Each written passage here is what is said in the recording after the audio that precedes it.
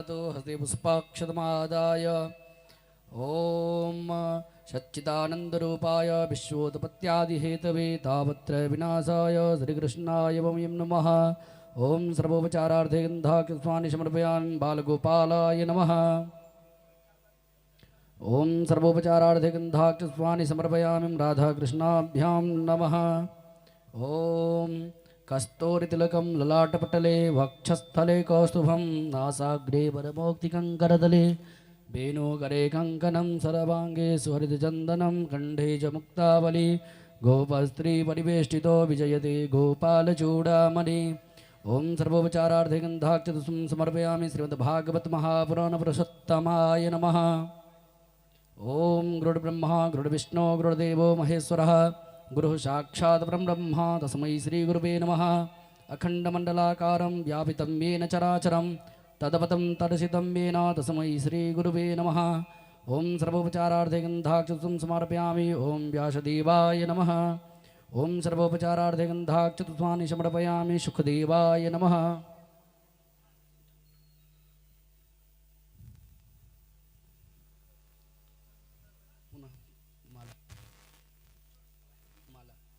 ओम माल्यादीनि सुगंधीनि मालत्यादीनि वै प्रभो मया हृतानि पुष्पाणि पूजार्थं प्रतिगृह्यताम् इदं पुष्पमाल्यं समर्पयामि ओम व्यासदेवाय नमः।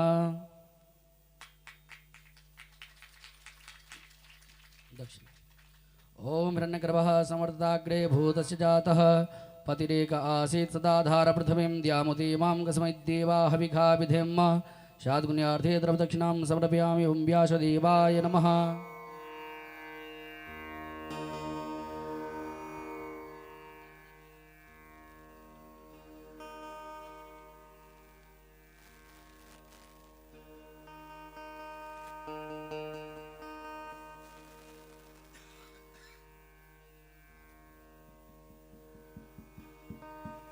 जय श्री राम जय श्री राम जय श्री राम जय श्री राम जय श्री राम जय श्री राम।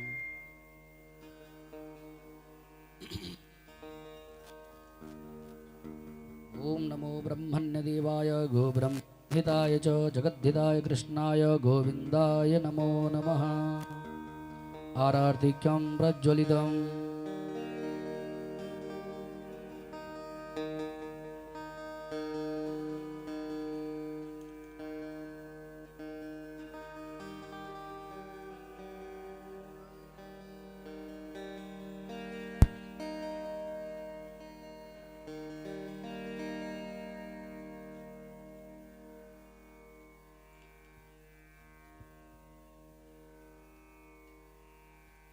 चंद्रमा मनसो जातो तक्षोः सूर्यो जायत श्रोत्रद्वायुस्य प्राणस्य मुखादग्नि जायत कर्पूरगौरवकरुणावतारं संसारसारं भुजगेन्द्रहारं सदा वसन्तं हृदयारविन्दपवं भवानि सहितं नमामि।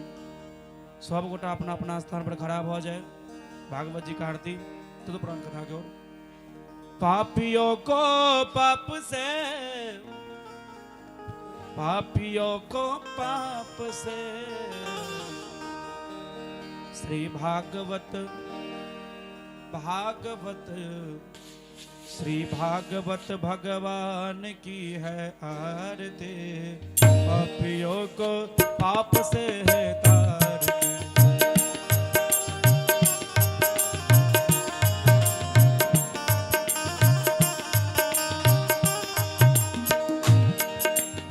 पापियों को पाप से पापियों को पाप से पापियों को पाप से पापियों को पाप से श्री भागवत भगवान की है आरती। पापियों को पाप से है तारती।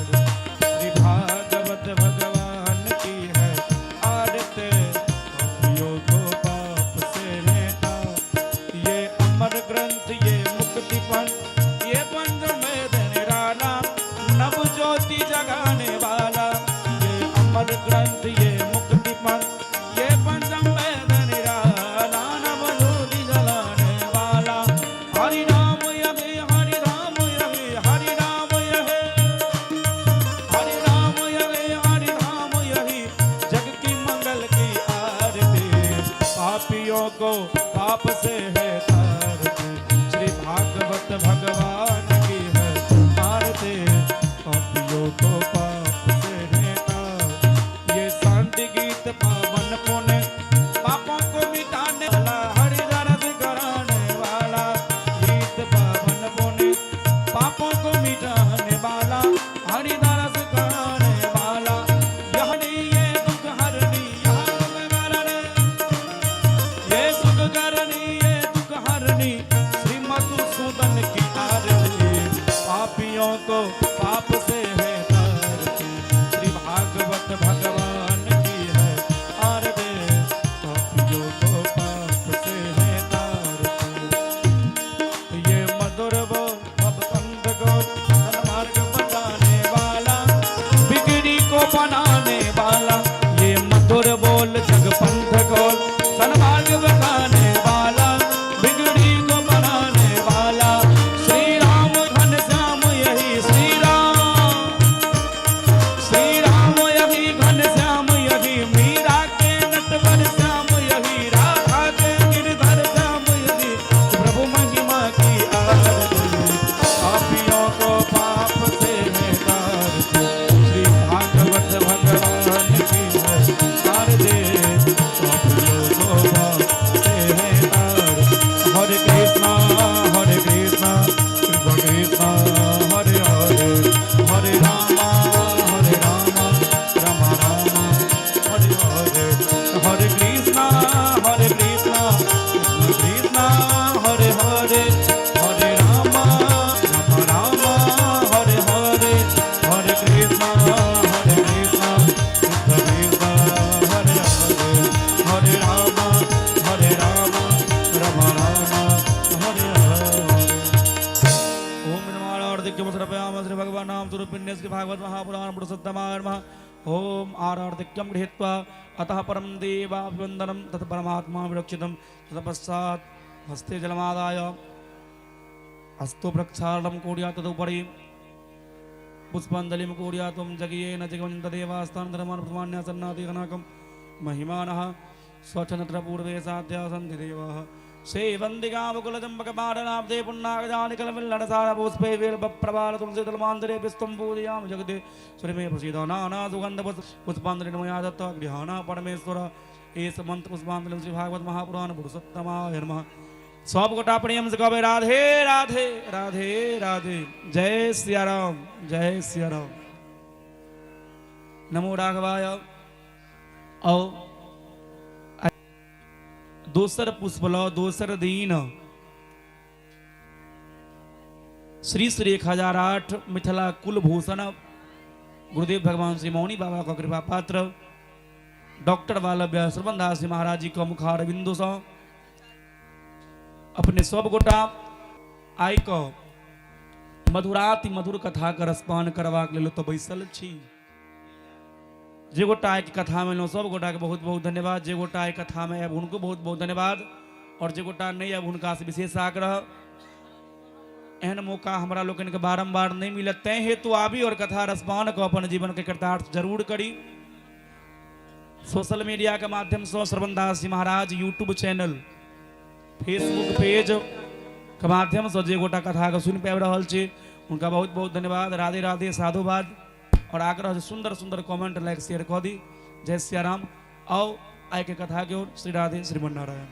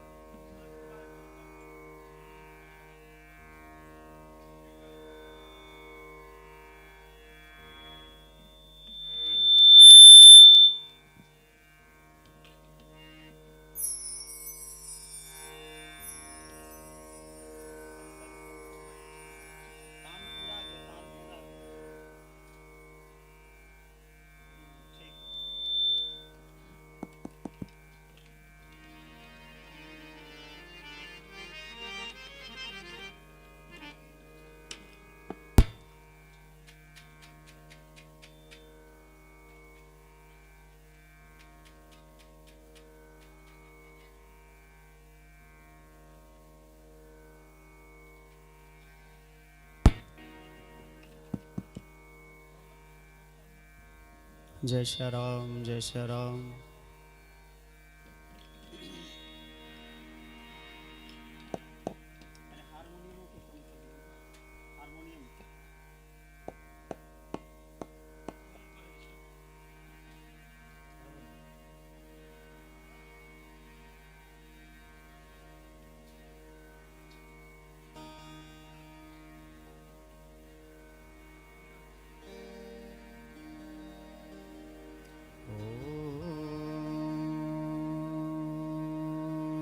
स्वस्ति श्री गणेशाय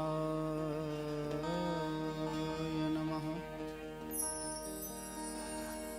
श्री सीतारामाभ्यां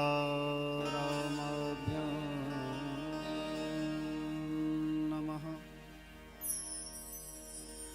श्री राधाकृष्णाभ्यां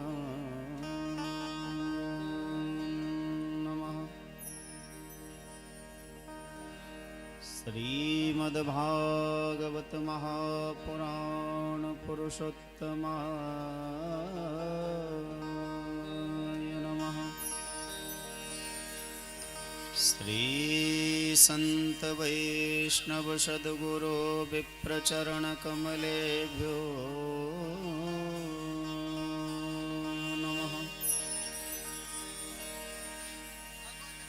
वंशी विभूषितकरान्नवनीरदात्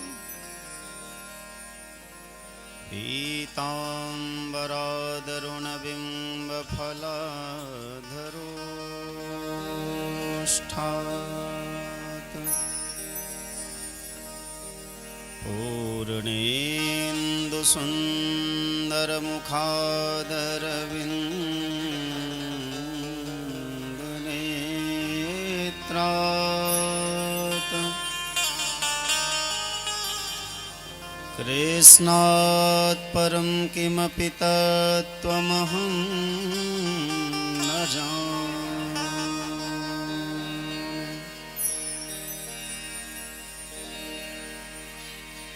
रामाय रामभद्राय रामचन्द्राय भेधसे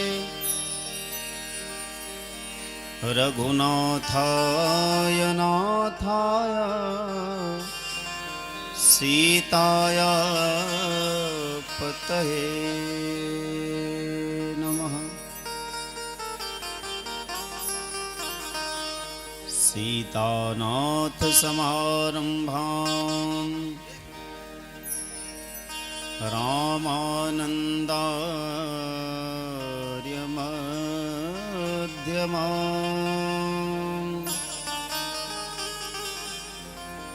अस्मदाचार्यपर्यन्तां वन्दे गुरुं परम्पराम्।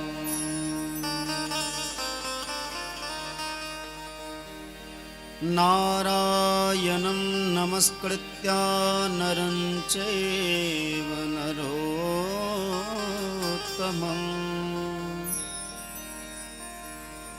देवीं सरस्वतीं व्यासं ततो जयमुदीरयेत्।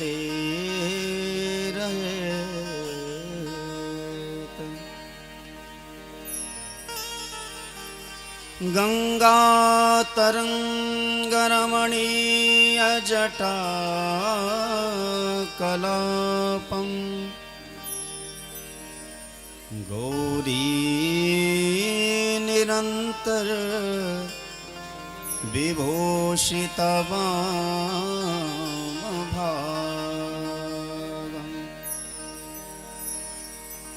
नारायण प्रियमनङ्ग मदापहारम्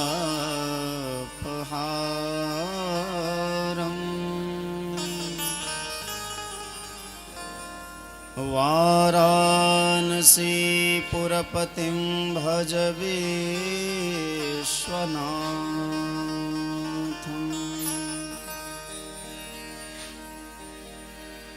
अतुलितबलधामं हेमशैलाभदेहम्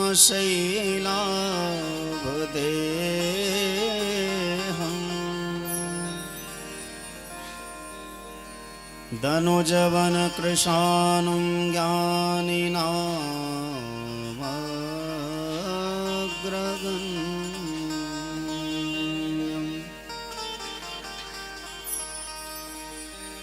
सकलगुणनिधानं वानराणामधेशम्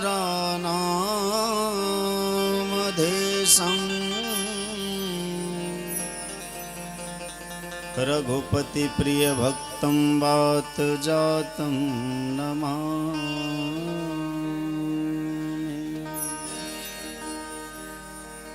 श्यामान्रवे उर्मिला श्रुतकीरति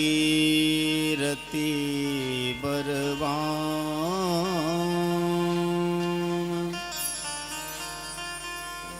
चारि कुंवर चारि हूँ कुंवरे तुलसी करत प्रणाम।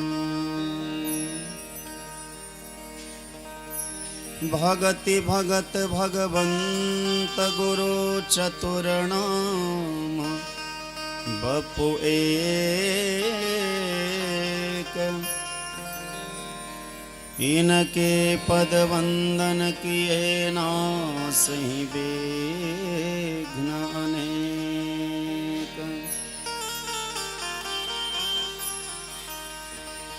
जय जय श्री राधा रमण जय जय नवल किशोर जय गोपी चित चोर प्रभु जय जय माखन चोर। राधा मेरी स्वामिनी मैं राधे को दास जन्म जन्म मोहि दीजियो श्री वृंदावन को वास। सब द्वारन को छोड़ के आए तेरे द्वार श्री वृषभानु की लाडली मेरी ओर निहार। सिया राम मैं सब जग जानी करहूँ प्रणाम जोरी जुग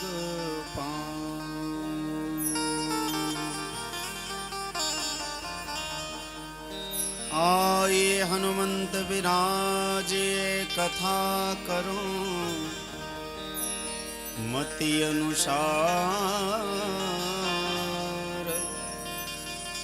तुम सेवक रघुनाथ के पधारिय पवन कुमार।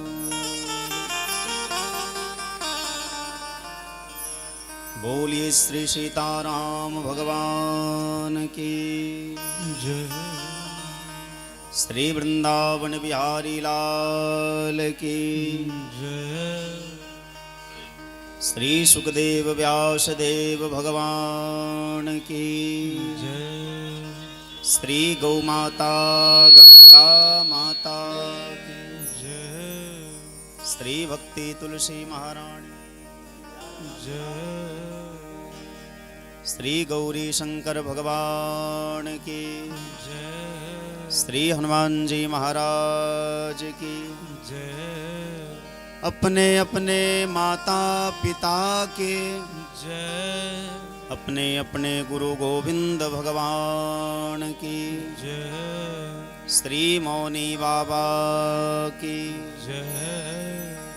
यजमान परिवार की जय। सभी श्रोता भगवान की जय। जय जय सीताराम।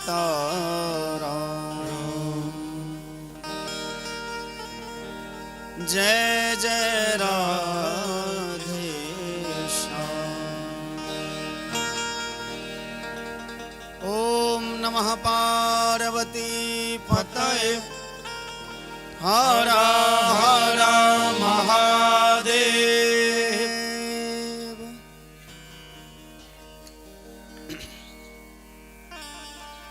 अनंत कोटि ब्रह्मांड नायक कारण करुणा करुणालय भक्तवांछा कल्पतरु परम कृपालु परम दयालु परम भक्त वत्सल श्री सीताराम भगवान नंद नंदन श्याम सुंदर श्री राधा कृष्ण भगवान भगवान की वांगमयी मूर्ति श्रीमद् भागवत महापुराण कलिपावनावतार श्रीमद् गोस्वामी तुलसीदास जी महाराज श्रीमद् भागवत महापुराण के रसिक श्रोता प्रवक्ता श्री सुखदेव भगवान श्री व्यासदेव भगवान राम कथा रस रसिक श्री हनुमान जी महाराज प्रातस्मरणीय पूज्यपाद श्री सद्गुरुदेव भगवान मंच पर विराजमान आचार्य चरण वैष्णव चरण संगीतज्ञ कथा प्रेमी कला प्रेमी गोलोकवासी श्री शंभुनाथ जी के पुण्यतिथि के महोत्सव में आयोजित यह दिव्य भागवत कथा के पावन तट पर समुपस्थित सभी सुधी जनों को कथा प्रेमियों को भक्तिमयी माताओं बहनों को श्री सीताराम में जानकर मैं श्रद्धा पूर्वक प्रणाम करता हूँ।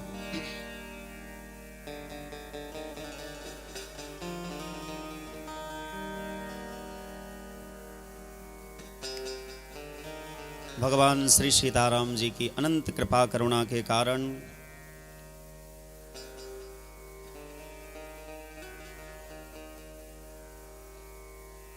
हम आप सभी भागवत कथा का दिव्य रसपान कर रहे हैं। भागवत जी की कथा श्रवण करने से जैसे जैसे भगवान की दिव्य लीला कर्ण के माध्यम से हृदय में जाती है तो हृदय के सारे रोगों को वो तत्काल नष्ट कर देती है। जैसे किसी को बुखार लग जाए, किसी का सर दर्द हो रहा हो, पेट में दर्द हो रहा हो और दवाई खाते हैं तो हमें पता ही नहीं चलता कि कब हमारी बीमारी खत्म हो गई, लेकिन दवाई खानी पड़ती, बिना दवाई खाए काम नहीं बनेगा। ठीक उसी प्रकार हमारे हृदय में जो अंधकार हैं, दोष हैं, अवगुण हैं, जब भगवान की दिव्य कथा कर्ण के माध्यम से हृदय में जाती है तो हमारे सारे दोषों को तत्काल दूर कर देती है। गंगा में स्नान करने से जिस प्रकार कीचड़ धुल जाता है, उसी प्रकार भागवती गंगा में स्नान करने से हमारे मन के सारे दोष धुल जाते हैं। इस भाव से हम आप सभी भगवान की दिव्य कथा का रसपान करें, उससे पहले भगवान के सुंदर सुंदर नामों का गायन करेंगे।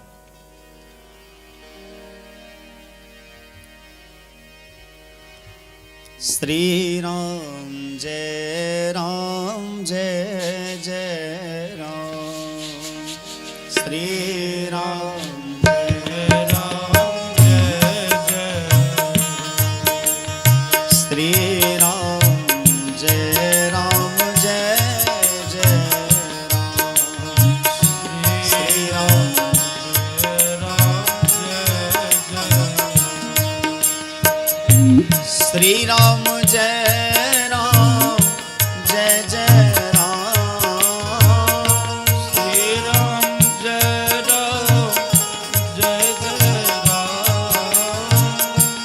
श्री राम जय राम जय जय राम, श्री राम जय राम जय जय राम, श्री राम जय राम जय जय राम, श्री राम जय राम जय जय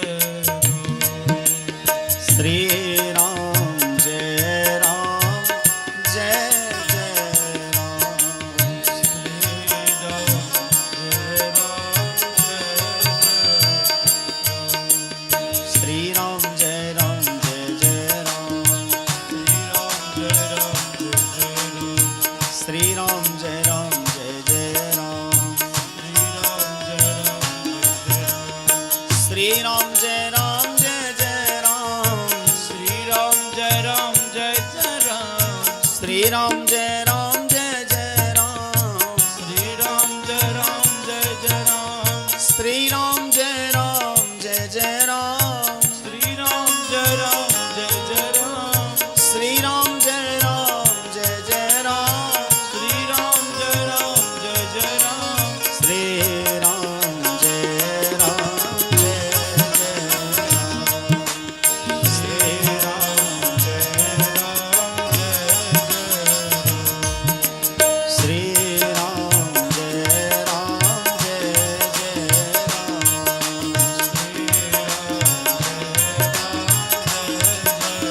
श्री राम जय राम श्री राम जय राम जय श्री राम जय राम जय जय राम श्री राम जय राम जय जय राम श्री राम जय राम जय जय राम श्री राम जय राम जय जय राम श्री राम जय राम जय जय राम श्री राम हरि बोल श्री राम जय राम जय जय राम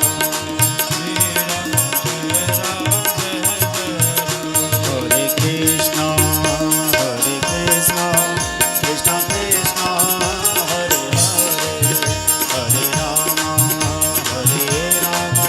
राम राम हरे हरे हरे कृष्णा कृष्णा कृष्णा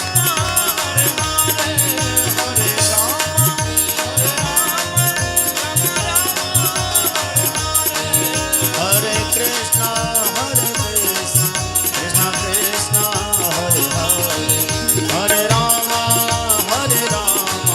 राम राम हरे हरे हरे कृष्णा कृष्णा कृष्णा हरे राम राम राम हरि बोल हरि बोल हरि बोल हरि बोल हरि बोल हरि बोल हरि बोल हरि बोल हरि बोल हरि बोल हरि बोल हरि बोल हरि बोल हरि बोल हरि बोल निताई गौर हरि बोल बोलिए सद्गुरुदेव भगवान की भक्ति सुतो तो तरुणो गृहीत्वा प्रेमैकरूपा सहसा विराशेत श्री कृष्ण गोविंद हरे मुरारे नाथेति नामानि मूर्बदन्ते।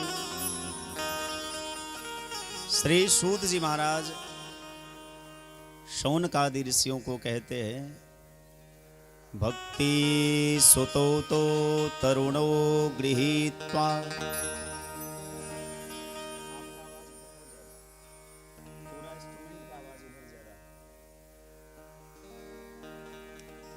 भक्ति सुतो तो तरुणो गृहीत्वा प्रेमैक रूपा सहसा विरासीत। जब हरिद्वार में मां गंगा के पावन तट पर शनकादि ऋषि नारद बाबा को भागवत जी की कथा सुनाने के लिए बैठे और नारद जी हाथ में जल लेकर के संकल्प करते हैं कि ज्ञान वैराग्य की चेतना वापस आ जाए और संसार में भगवान की भक्ति की प्रतिष्ठा हो। तो समस्त देवी देवता वहां सदैव कथा श्रवण करने के लिए उपस्थित होते हैं। भक्ति सुतो तो तरुणो गृहीत्वा। भक्ति महारानी जिनके दोनों पुत्र ज्ञान और वैराग्य वृद्धावस्था को प्राप्त हो गए थे, अचेत हो गए थे, जैसे नारद जी ने ज्ञान वैराग्य की चेतना वापस लाने का संकल्प किया, उसी क्षण वो तरुण हो गए, सुंदर युवावस्था को प्राप्त हो गए। भक्ति सुतौ तो तरुणो गृहीत्वा, और भक्ति महारानी अपने दोनों पुत्र ज्ञान वैराग्य को लेकर के कथा के मध्य प्रवेश करती है। प्रेमैक रूपा सहसा विरासित, मानो साक्षात भगवान की प्रेम स्वरूपा बन करके वहां प्रकट हो गई। सहसा अविनाशित, तुरंत अचानक वहां प्रकट हो गई। कथम प्रविष्टा कथम आगतेयम इति मुनि नाम तर्कयन्तः, किस रास्ते से आई, कब आई, कैसे आई, किसी को पता नहीं चला। लेकिन जैसे भक्ति महारानी दोनों पुत्र को लेकर के आती है तो वहां सुंदर कीर्तन होने लगा। श्री कृष्ण गोविंद हरे मुरारे नाथेति नामानि मुहुर वदंती। बार बार भक्ति महारानी भगवान के दिव्य नाम का गुणानुवाद कर रही हैं, जय घोष कर रही हैं। इसका अर्थ मानो यह भी हुआ कि हमारे जीवन में भी भगवान के नाम लेने की प्रवृत्ति यदि बढ़ जाए तो समझिए कि भगवान की भक्ति का शुभागमन का संकेत है। भगवान के नाम लेने का यदि स्वभाव बन जाए, आदत बन जाए आपका, तो समझिए भगवान के भक्ति का आगमन का यह शुभ संकेत है। नारद बाबा ने कहा कि आप सबके हृदय में जाकर के विराजमान हो जाइए। तो भक्ति महारानी ज्ञान और वैराग्य दोनों पुत्र को लेकर के सभी श्रोताओं के हृदय में जाकर के विराजमान हो जाती है। और जहां भगवान की भक्ति जिसके हृदय में, जिसके जीवन में भगवान की भक्ति वास करती है, वहां भगवान को बुलाने की आवश्यकता नहीं पड़ती, भगवान बिना बुलाए आ जाते हैं। जैसे किसी के हृदय में भगवान की भक्ति वास करती है तो भगवान कहते हैं ये तो भैया हमारा अपना घर है, और अपने घर में आने के लिए समय नहीं देखना पड़ता, रात के 2 बजे भी आप जा सकते हैं। दूसरे के घर जाना हो तो भैया पहले संकेत करना होता है, फोन करके बताना होता है कि हम आज आएंगे, थोड़ा जगे रहिएगा। लेकिन अपना घर तो आदमी 12-2 बजे रात में भी जा सकता है, अकेले जा सकता है, निर्भीक होकर के। ऐसे जिसके हृदय में भगवान की भक्ति वास करती है, भगवान विचार करते हैं कि ये दूसरे का घर नहीं, ये तो हमारा घर है, और भगवान उसके हृदय में जाकर के भक्ति रूपी सूत्र में बद्ध जाते हैं, वही वास करते हैं। भक्ति सूत्रोपनद्धः, भक्ति रूपी सूत्र में, भक्ति रूपी धागा में भगवान बंध जाते हैं। नारद बाबा बहुत प्रसन्न हो गए। शनकादि ऋषि को कहते हैं कि आज विश्वास हो गया कि संसार में भागवत से श्रेष्ठ कुछ भी नहीं। इस कराल कलयुग में भागवत से श्रेष्ठ संसार का कोई भी ग्रंथ नहीं। अच्छा, आपके गांव में तो बड़ी कथा होती है, कथावाचक भी इस गांव में है। आप लोग आज तक कई बार कथा सुने होंगे, 10, 20, 50, 100 बार सुने होंगे। क्या कभी कथा सुन करके मन भरता है? कभी नहीं भरता। चूंकि भगवान अनंत हैं तो भगवान की कथाएं भी अनंत है, भगवान की कथाओं के भाव भी अनंत हैं। तो जो अनंत है उसको एक बार सुनने से मन नहीं भरेगा। इसीलिए सूत जी महाराज ने, वेदव्यास भगवान ने भागवत की महिमा में कहा कि मुहुर्हो रसिका भुवि भावुकाः। जो रसिक नहीं है, जो भावुक नहीं है, तो एक बार सुनेगा, सोचेगा कि बहुत हो गया, अब इससे ही मुक्ति मिल जाएगी। लेकिन जो रसिक जन है, जो भावुक जन है, वो बार बार सुनते हैं। रामचरितमानस में तुलसी बाबा का एक बड़ा प्यारा भाव है, राम कथा जे सुनत अघाहि, राम कथा जे सुनत अघाहि, राम कथा जे सुनत अघाहि, राम कथा जे सुनत अघाहि, रस विशेष जाना तिन नाहि, रस विशेष जान दिन नाये राम कथा जे सुनत अघाही राम कथा जे तो अघाये। राम कथा का मतलब राम कथा ही नहीं, राम कथा का मतलब कृष्ण कथा भी।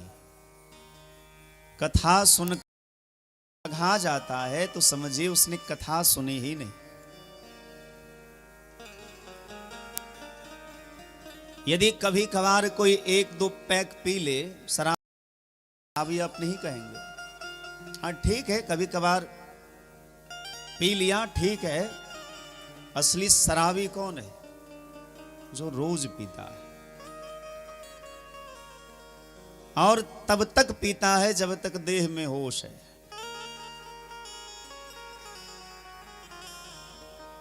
शराब पी करके जब वो टल्ली होकर के गिर जाता है तो आप कहते हैं ना कि एक नंबर का शराबी है। उसी प्रकार भगवान की कथा सुनकर के जो सर्वस्व त्याग दे और भगवान के लिए लोक लाज का त्याग कर दे, वही एक नंबर का रसिक श्रोता है। श्रोता वो नहीं कि आपको यहां से निमंत्रण पत्र गया कि मुखिया जी के आंगन में कथा हो रही है तो आप आए, अब मुखिया जी ने बुलाया है तो भैया जाना तो पड़ेगा। ठीक है, ये भी अच्छी बात है, ये भी श्रोता के लक्षण है। पर असली श्रोता वो है जो कहीं भी यदि पता चला कि कथा हो रही है तो बिना बुलाए, बिना कुछ आगे पीछे विचार किए वहां बैठ करके कथा सुनने पहुंच जाए तो समझिए एक नंबर के श्रोता है वो। आप में से ऐसे कोई श्रोता हैं? हो भी सकते हैं, नहीं भी हो सकते हैं, पर एक श्रोता ऐसे हैं जिनका नाम हम आपको बता रहे हैं आज। कथा करने वाला चाहे भारतीय हो चाहे विदेशी हो, वैष्णव हो अवैष्णव हो, कोई भी हो, कथा कहीं भी हो, किसी गांव में हो, एक श्रोता ऐसे हैं आज भी जो कहीं भी कथा होती है तो पहुंच जाता। नाथ कीर्तनम, जहां जहां भगवान की कथा होती है, आपको यदि निमंत्रण नहीं मिलेगा तो आप विचार करेंगे नहीं भैया हमको तो निमंत्रण मिला नहीं है, तुम क्यों जाएं। लेकिन हनुमान जी कहते मेरे बाप की कथा हो रही है, किसी और के बाप की कथा नहीं हो रही है, और मेरे बाप की कथा हो रही है तो मुझे वहां बुलाने की आवश्यकता नहीं, मैं तो बिना बुलाए भी जाऊंगा। यत्र यत्र रघुनाथ कीर्तनम तत्र तत्र कृतमस्तकांजलिं वाष्पवारि परिपूर्णलोचनं मारुतिं नमत राक्षसांतकम्। बोले जहां जहां भगवान की कथा होती है हनुमान जी महाराज चुपचाप आते हैं और बैठ जाते हैं। कहां? कहीं एकांत में, कोई देखे नहीं, क्योंकि आदमी के भीड़ में बैठेंगे तो टोकेगा बीच में कोई, और अकेले बैठे रहेंगे तो कोई नहीं टोकेगा, चुपचाप कथा सुनेंगे। लेकिन बैठते कैसे हैं तो बोले कृत मस्तकांजलि, सिर को झुका कर। भगवान की कथा हो रही है, भगवान सर्वश्रेष्ठ है, तो भगवान के सामने भैया कई लोगों को हम देखते हैं कि यहाँ तो ऐसी व्यवस्था नहीं है, पर कहीं कहीं ऐसी व्यवस्था होती है कि बीच से ही लोग निकलते हैं और एकदम छाती तान करके। जब भी किसी मंदिर के सामने से गुजरिए, किसी महापुरुष के सामने से गुजरिए, जहां कथा हो रही है वहां से गुजरिए तो थोड़ा झुक के गुजरिए, छाती तान करके नहीं, क्योंकि आपसे बड़े भगवान है, भगवान से श्रेष्ठ संसार में कोई नहीं है। और जब किसी श्रेष्ठ व्यक्ति के सामने से गुजरिए तो थोड़ा झुक करके, ये शिष्टाचार है। हनुमान जी महाराज जहां जहां भगवान की कथा होती है सिर झुका करके वहां बैठ जाते हैं, हाथ जोड़ करके ऐसे। और उतना ही नहीं, वाष्पवारि परिपूर्ण लोचनम, उनके नेत्र सजल रहते हैं। वाष्पवारि परिपूर्ण लोचनम मारुतिम नमत राक्षसांतकम। ऐसे श्री हनुमान जी महाराज भगवान की दिव्य कथा के पहले रसिक श्रोता है रामचरित सुनिवे को रसिया। हमको आपको भी ऐसा ही रसिक बनना चाहिए।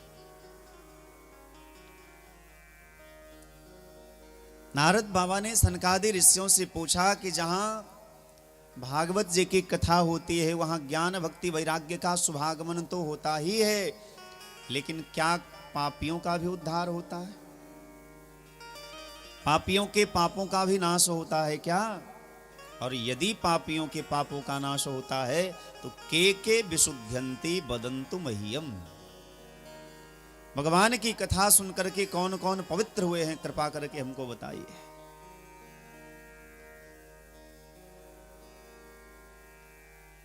शनकादि ऋषि कहते हैं ये ना पूछे कि कौन कौन पवित्र हुए हैं, ये पूछे कि कौन पवित्र नहीं हुए। ये मानवाः पापकृतास्तु सर्वदा सदा दुराचाररता विमार्गगाः क्रोधाग्निदग्धा कुटिलाश्च कामिनः सप्ताहयज्ञेन कलो पुनन्ति ते। भागवत की बड़ी महिमा है। संसार में एक भी ऐसा वस्तु नहीं है, एक भी ऐसी इच्छा नहीं है जो भागवत जी की कृपा से पूरी ना हो। पूरे संसार की बात कर रहे हैं। आपके मन में जो इच्छा होगी, जो भाव होगा, वो सब कुछ पूरा होगा, क्योंकि भगवान कहते हैं राम सदा सेवक रुचि राखी। जैसे कोई माता पिता भले गरीब हो, भले वो फटे चीथरे कपड़े पहनते हो, लेकिन उसके बेटे को यदि नया कपड़ा खरीदने का मन करेगा तो माँ बाप अपना पेट काट करके भी अपने बालकों की इच्छा पूरी करते हैं। उसी प्रकार यदि भगवान के भक्तों की कोई इच्छा होती है तो भगवान कहते मैं उसकी सारी इच्छा को ध्यान में रखता हूं और पूरा भी करता हूं। राम सदा सेवक रुचि राखी। भगवान सदैव अपने भक्तों की इच्छा की रुचि को रखते हैं। और भागवत जी तो चलते फिरते भगवान है। तेनेयं वांगमयी मूर्ति प्रत्यक्षा वर्तते हरि। ये प्रत्यक्ष भगवान है। श्री सूत जी महाराज कहते हैं जो मानव जीवन में पाप के सिवा कुछ किया ही ना हो, ये मानवाः पापकृतास्तु सर्वदा सदा दुराचाररता विमार्गगाः क्रोधाग्निदग्धा कुटिलाश्च कामिनः सप्ताहयज्ञेन कलो पुनन्ति ते। जो लोग जीवन में पाप के सिवा कुछ भी नहीं करते,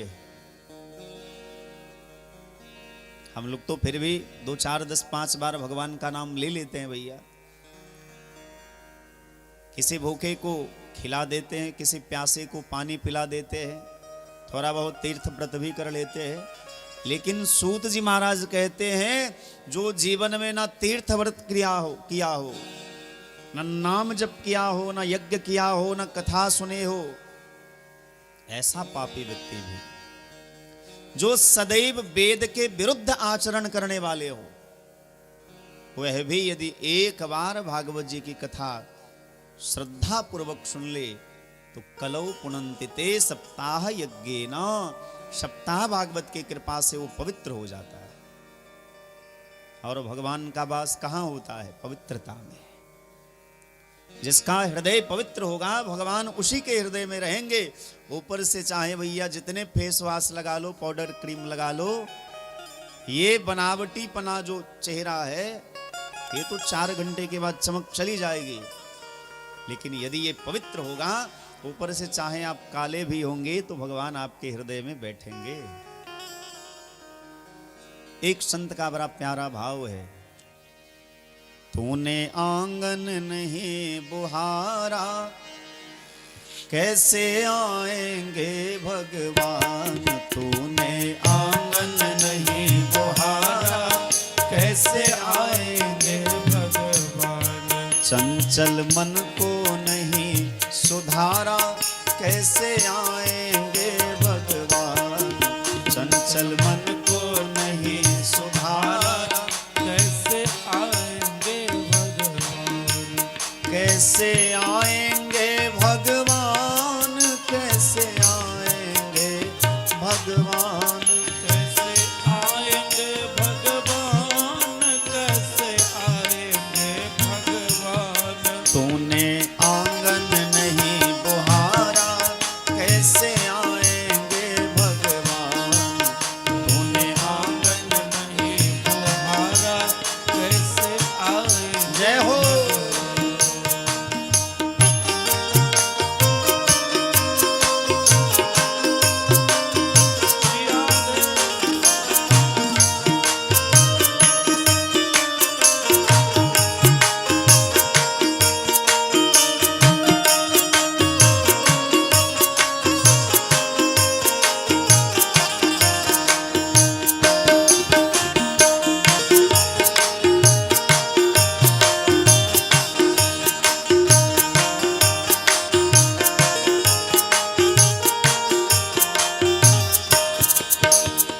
हृदय तुम्हारा पिघल न पाया, जब देखा दुखियारा हो।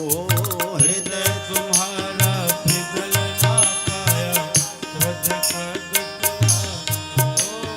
हृदय तुम्हारा पिघल न पाया, जब देखा दुखियारा हो। हृदय तुम्हारा पिघल ना पाया, जब देखा दुखिया। किसी दुखी को देख करके यदि आपका हृदय नहीं पिघला तो माला जपते जपते मर जाएंगे, भगवान मिलने वाले नहीं है। खूब माला जपिएगा और दुखी दीन को सताइएगा तो भगवान नहीं मिलेंगे।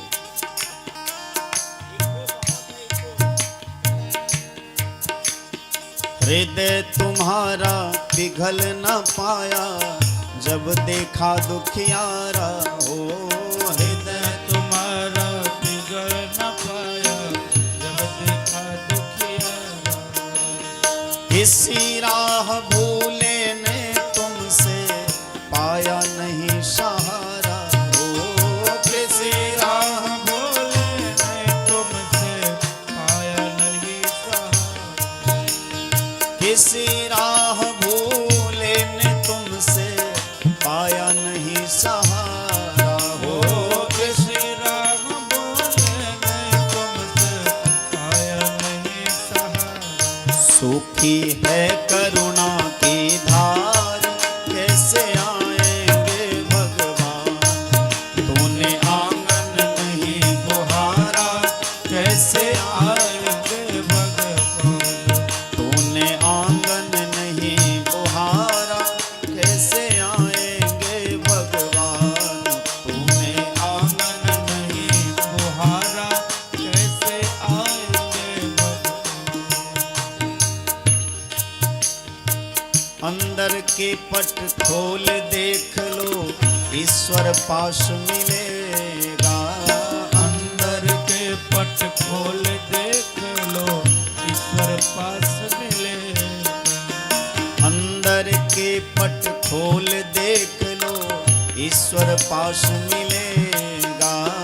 अंदर के पट खोल देख लो, ईश्वर पास मिलेगा। अच्छा, कितनी अद्भुत बात है। भगवान के दरबार में जब हम जाते हैं तो हम भी यही कहते हैं, त्वमेव माता च पिता त्वमेव। और जब क्षत्रिय वर्ग के लोग जाते हैं वो भी यही श्लोक गाते हैं, त्वमेव माता च पिता त्वमेव। वैश्य जाते हैं तो वो भी यही कहते हैं, त्वमेव माता च पिता त्वमेव। शूद्र वर्ग के लोग जाते हैं तो वो भी यही कहते हैं कि त्वमेव माता च पिता त्वमेव। स्त्रियां भी वही कहती है, पुरुष भी वही कहते हैं, साधु भी वही कहते हैं, गृहस्थ भी वही कहते हैं। तो भैया जब सबके माता पिता वही हैं तो फिर ये बेमनुष्यता क्यों है। जब सबके माता पिता वो हैं, विचार करिए कि एक माता पिता के यदि 4 बेटे हैं और चारों आपस में झगड़ेगा लड़ेगा तो क्या माता पिता को खुशी मिलेगी? कभी नहीं मिलेगी। तो जब संसार में भी ऐसा देखा जाता है कि एक माता पिता के 4 संतान यदि एक संग रहे तो माता पिता बड़े प्रसन्न रहते हैं, उसी प्रकार ऊपर वाला भगवान तो एक ही है, वो अनेक नहीं है। और उसी भगवान के हम आप सभी संतान हैं, तो हम आप भी यदि मिल कर के रहेंगे, खुशी खुशी जीवन जिएंगे तो भगवान को बहुत अच्छा लगेगा। हम मानते तो हैं भगवान को कि सबके ठाकुर जी एक ही हैं, लेकिन इस बात को जीवन में उतार नहीं पाते हैं। मंदिर में जाकर के तो खूब माथा टेकते हैं कि आहा भगवान के सामने है भैया, यहां ऊंची आवाज नहीं। लेकिन जैसे मंदिर से बाहर आए तो वहां हिंसा चालू हो गई, लोगों को गाली देने लगे, लड़ाई झगड़ा करने लगे। तो ठाकुर जी को भी हंसी लगती होगी, देखो ये हमको ठगता रहता है, हमारे सामने आकर के तो बड़ी लंबी लंबी बातें करता है और जब बाहर जाता है तो फिर से संसार की बात करता है। संत कहते हैं अंदर के पट खोल देख लो ईश्वर पास मिलेगा। अंदर के पट खोल देख लो ईश्वर पास मिलेगा। हर प्राणी में ही परमेश्वर का आभास मिलेगा। ओ हर प्राणी में ही परमेश्वर का आभास मिलेगा। हर प्राणी में ही परमेश्वर का आभास मिलेगा। ओ हर प्राणी में ही परमेश्वर का आभास मिलेगा। इस पर तुमने नहीं विचारा कैसे आएंगे भगवान। तूने आंगन नहीं बुहारा कैसे आएंगे भगवान। तूने आंगन नहीं बुहारा कैसे आएंगे भगवान। तूने आंगन नहीं बुहारा कैसे आएंगे भगवान।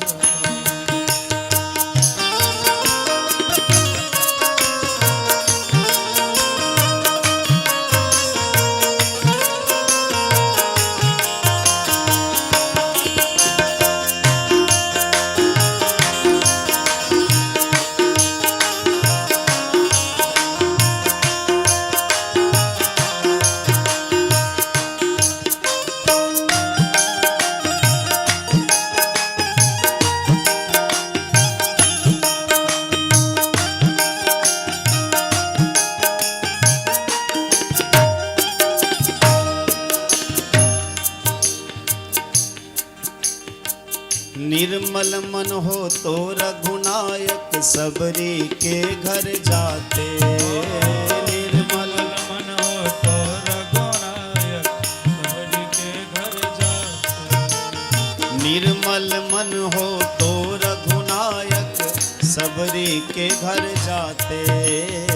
निर्मल मन हो तो रघुनायक सबरी के घर जाते। और सूर श्याम की बाह पकड़ते साग विदुर घर खाते। ओ सूर श्याम की बाह पकड़ते साग विदुर घर खाते। सूर श्याम की बाह पकड़ते साग विदुर घर खाते। ओ सूर श्याम की बाह पकड़ के साग हरि बोल। विदुर घर खाते। इस पर तुमने नहीं विचारा कैसे आएंगे भगवान। तूने आंगन नहीं बुहारा कैसे आएंगे भगवान। कैसे आएंगे भगवान। कैसे आएंगे भगवान। कैसे आएंगे भगवान। कैसे आएंगे भगवान। कैसे आएंगे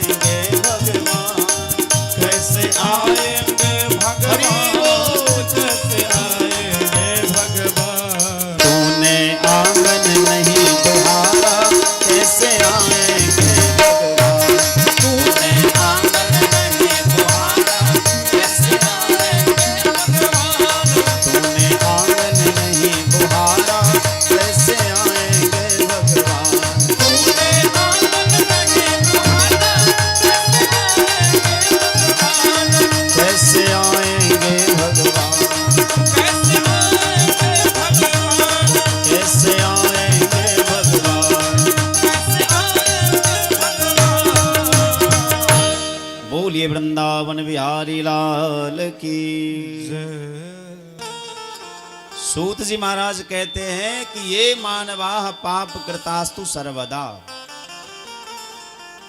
जो सदैव पाप में ही लगे रहते हैं, धर्म करने का विचार भी नहीं आता जिसके मन में, ऐसा पापी व्यक्ति भी यदि एक बार भागवत जी की कथा श्रद्धा पूर्वक सुन ले तो सप्ताह यज्ञेन कलो पुनन्ति ते, वो पवित्र हो जाते हैं।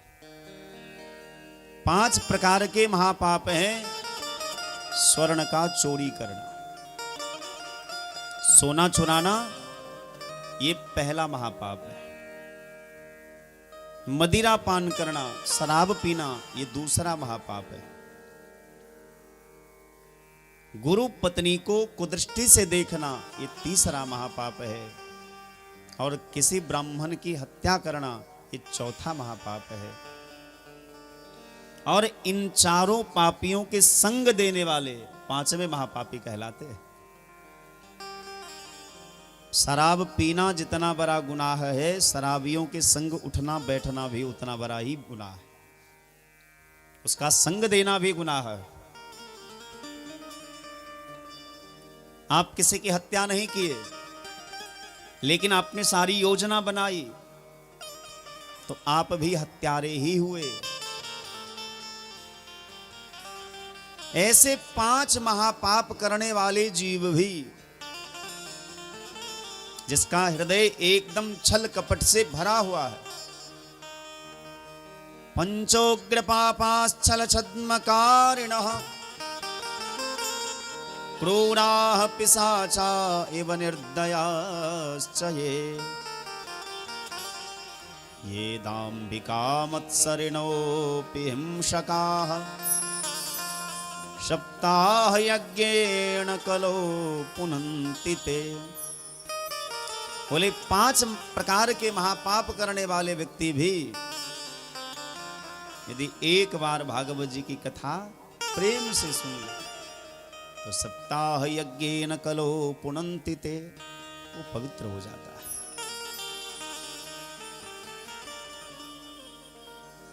शर्त सब में रख दे कि जो प्रेम पूर्वक सुनेगा वो पवित्र होगा। मान लीजिए कि कोई जीवन में सुना ही नहीं, पाप करते करते ही मर गया, तो सूत जी महाराज कहते उसके लिए भी एक नियम है।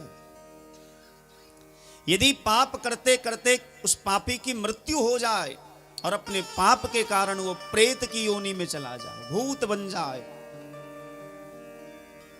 ऐसे प्रेतात्मा की मुक्ति के लिए भी यदि कोई भागवत जी का अनुष्ठान करता है तो उस मरे हुए जीव का भी कल्याण हो जाता है। शौनकादि ऋषियों ने सूत जी महाराज से कहा, नारद जी ने श्री शनकादि ऋषि से कहा, ये तो बड़ा आश्चर्य है। इसका मतलब तो यह भी हुआ कि कोई जीवन भर पाप करे और अंत में एक बार भागवत की कथा सुन ले, सब रफा दफा हो जाएगा। बोले ऐसी बात नहीं है।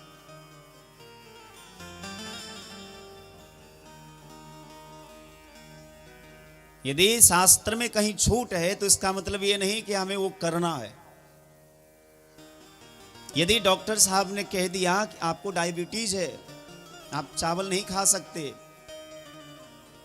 मीठा नहीं खा सकते, आपने बहुत आग्रह किया कि हम तो उसके बिना मर ही जाएंगे, तो डॉक्टर साहब ने कहा खा तो नहीं सकते, लेकिन सप्ताह में एक दिन कभी थोड़ा बहुत चावल खाने का मन करे तो खा लीजिए। अब एक दिन की जो छूट है इसका मतलब ये नहीं कि खाना ही है, इसका मतलब है कि आपको नहीं खाना है। छूट होने का मतलब ये नहीं है कि छूट हो गई खाएंगे। भाव यह है कि यदि आपके द्वारा पाप हो रहा है जाने अनजाने में, लेकिन आपको जब एहसास हो जाए कि ये गलत है, उससे किनारा करके आप भागवत जी की शरण में आ जाइए, तो भागवत जी की ये विशेष कृपा है कि वो आपके सारे पापों को धुला देंगे। ये उनकी महिमा।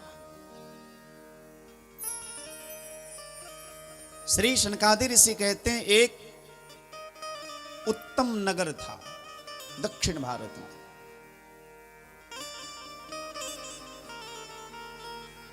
उस नगर में एक आत्मदेव नाम के ब्राह्मण रहते थे, बड़े धर्मात्मा थे, वेद के बताए हुए मार्ग पर चलते थे।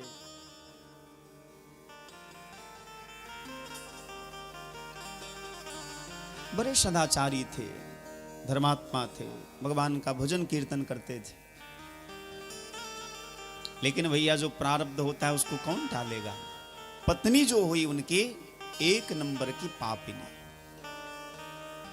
अपने तो बहुत धर्मात्मा थे लेकिन पत्नी पापिनी मिल गई। कैसे है पत्नी?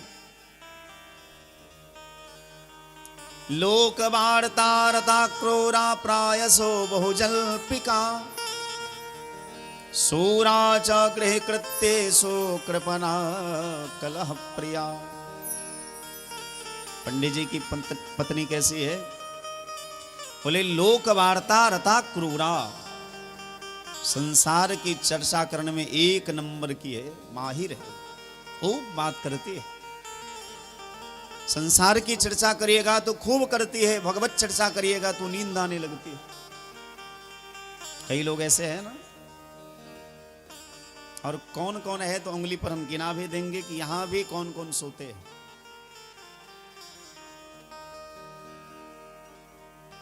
आज वो माता जी नहीं आई है जो कल पूरे कथा में हमने देखा वो सो ही रही थी, शुरू से लेके लास्ट तक वो सो ही रही थी। अच्छा, कुछ लोग ऐसे भी होते हैं, यदि आप बीच कथा में उनको टोक दीजिए, ए माता जी सो क्यों रही है, वो कहीं नहीं।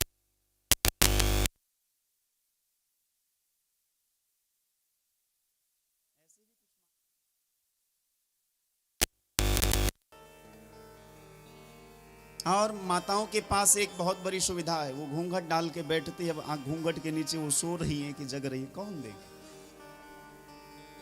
हम लोगों के पास ये सुविधा नहीं, हम लोग तो घूंघट नहीं डाल सकते। हम लोगों की आंखें लगेंगी तो आप देख लेंगे, लेकिन माताएं तो माँ होती है, उनको ये छूट है, वो आंख बंद करे कि आंख खोल करके सोने, ये तो उनकी छूट है। लोक वार्ता रता क्रूरा प्रायसो बहुजल्पिका, संसार की चर्चा खूब करती थी। सूरा च गृह कृत्येषु, ऐसा नहीं कि केवल संसार की चर्चा ही करती थी, सूरा च गृह कृत्येषु, घर का काम भी खूब करती थी। कृपणा कलह प्रिया, लेकिन कंजूस बहुत थी। और भैया मनुस्मृति में वर्णन आया है कि ज्येष्ठ संतान का नाम नहीं लेना चाहिए। किसका किसका नाम नहीं लेना चाहिए? ज्येष्ठ संतान का।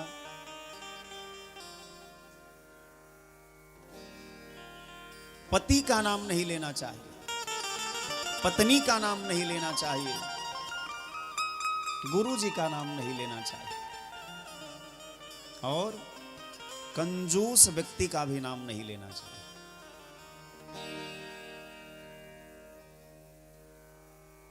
इतने लोगों का नाम एकदम नहीं लेना चाहिए।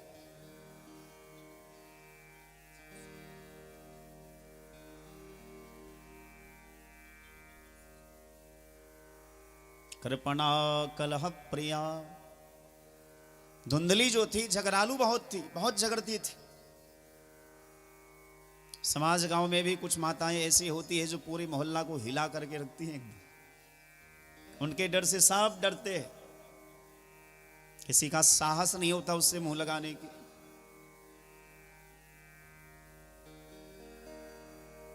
हमारे गांव परिवार में भी एक आध माताएं तो ऐसी होती ही है। अब जो हो उनको बुरा लगे तो क्षमा करिएगा, लेकिन हर गांव में, हर परिवार में तो नहीं, लेकिन हर गांव में एक आध माताएं ऐसी होती है। चाहे गांव कितना भी सुंदर हो, एक दो माताएं ऐसी होती है जो जिनके डर से पूरा मोहल्ला कांपता है। क्यों बाबा जी, कोई है? ऐसे ही सर हिला रहे हैं, कोई है? नाम नहीं लीजिएगा। अब आपके देह में उतना सामर्थ्य भी नहीं है कि आप उनका मुकाबला करें, तो नाम नहीं लीजिएगा, चुप ही चाप रही है।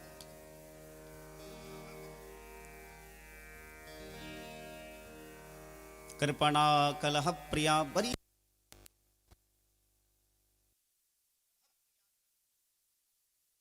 कोई मधुर प्रिय होता है, कोई भजन प्रिय होता है, कोई शास्त्र प्रिय होता है, लेकिन ये कलह प्रिया, कलह करना इसको बहुत अच्छा लगता है।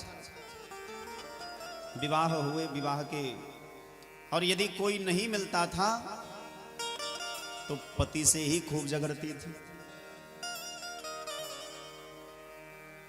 अगल बगल में जाते थे कि आज कोई झगड़ा करने वाला मिला नहीं, तो किसी के घर पहुंच जाती थी, अरे नहीं नहीं हम प्रणाम करते हैं आपको। अब भैया जबरदस्ती कोई कब तक लड़ेगा, तो अंत में पंडित जी से ही लड़ने लगती थी। जब तक लड़ती नहीं थी तब तक उसको नींद नहीं आती थी। और भैया जहां कलह है वहां शांति नहीं है,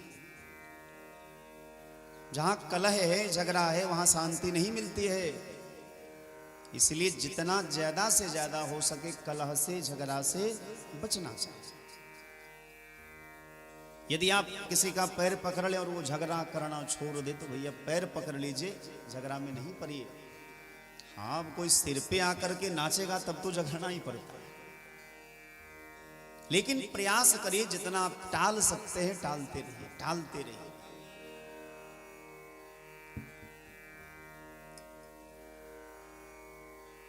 एक भी संतान नहीं हुआ, ना बेटा ना बेटी, कुछ भी नहीं हुआ। जब आत्मदेव पंडित जी जल देते थे अपने पितरों को, तो उनके पितर मानो प्रकट होकर के कहते थे कि तुम्हारे बाद हमको जल कौन देगा। पितृऋण से मुक्ति के लिए पुत्र का होना आवश्यक है। माता पिता का ऋण, गुरु का ऋण, देव ऋण, ऋषि ऋण, ये सबके ऊपर होता है। संसार में आए हैं, आपको लगता होगा कि हमने आज तक तो किसी से 1 रुपया पैसा नहीं लिया, तो क्या आप कर्जदार नहीं हैं? फिर भी आप कर्जदार हैं। आप इस देश में रहते हैं, आप इस संसार में रहते हैं, आप कर्जे में हैं। यदि देश कर्जा में है तो देश का एक एक व्यक्ति कर्जा में। ऐसा नहीं कि हमने किसी से कर्ज नहीं लिया, हमने किसी का 1 रुपया नहीं लिया, हम किसी का कुछ जानते नहीं, तो ऐसा मत सोचिएगा कि हमारे ऊपर कर्जा नहीं है। जिस माता पिता ने देह दिया उस माता पिता के कर्जदार हैं। जिनका प्रकाश लेते हैं, हवा लेते हैं, उनके कर्जदार हैं। जहां से पानी मिलता है उनके कर्जदार हैं। जो अन्न देती है पृथ्वी मैया उनके कर्जदार हैं। जिनके द्वारा ज्ञान प्राप्त हुआ हम उनके कर्जदार हैं। जिस समाज में शांति पूर्वक जी रहे उस समाज के कर्जदार हैं। पंडित जी ने विचार किया कि लोगों के ताने सुन सुन करके हम परेशान हो गए, इससे बढ़िया तो मर जाते, देह से मुक्ति मिल जाती। लोग बहुत ताना मारते थे। पंडित जी एक दिन परेशान होकर के जंगल में चले गए। कभी कभी हमारे जीवन में भी ऐसी परिस्थितियां आती है जब लगता है कि इस जीवन से बढ़िया मर जाना, लेकिन ध्यान रखिएगा मरना किसी भी समस्या का समाधान नहीं है। जो मरने की सोचता है वो डर गया, मानो उसने सब कुछ गवा दिया, वो हार गया। उसे लगता है कि मरने से सभी प्रकार के बंधनों से मुक्ति मिल जाएगी, सभी समस्याओं का समाधान मृत्यु है, पर यह सत्य नहीं है। लड़ना चाहिए।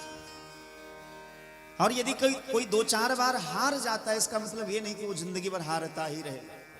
16 बार जरासंध भगवान कृष्ण से हारा, लेकिन 17वीं बार जीत गया।